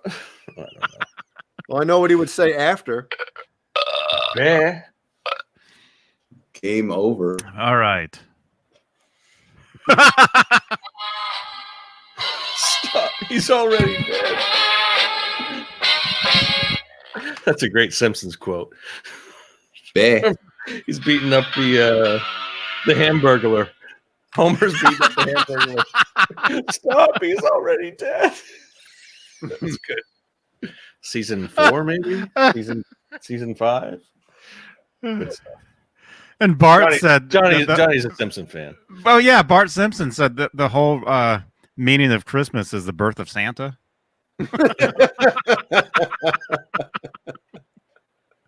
The birth of Santa. Simpsons roasting on an open fire. All right. All right. Have a great We're week. outta here. Everyone. Thanks for Saturday being night here. live. Where's the Yeah. thing? Ned Balls. was looking for the grape nuts. Saturday. Great balls. All right. Good night. Bah. Leave a thumbs up. Subscribe if you're brand new, and see you guys. See you soon. And suck it.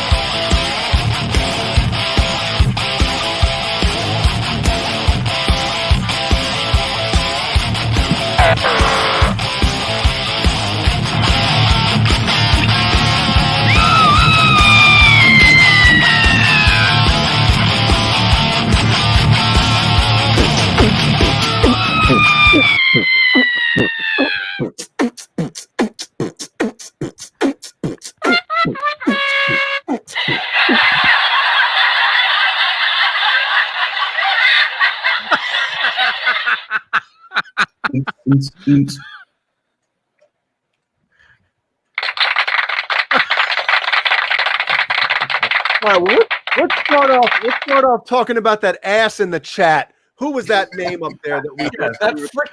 That dude that kept doing Great ass. that crap. Oh, we're still going. Don't leave, John. Oh, I won't. Subscribe, please. Mr. Gower. And F off.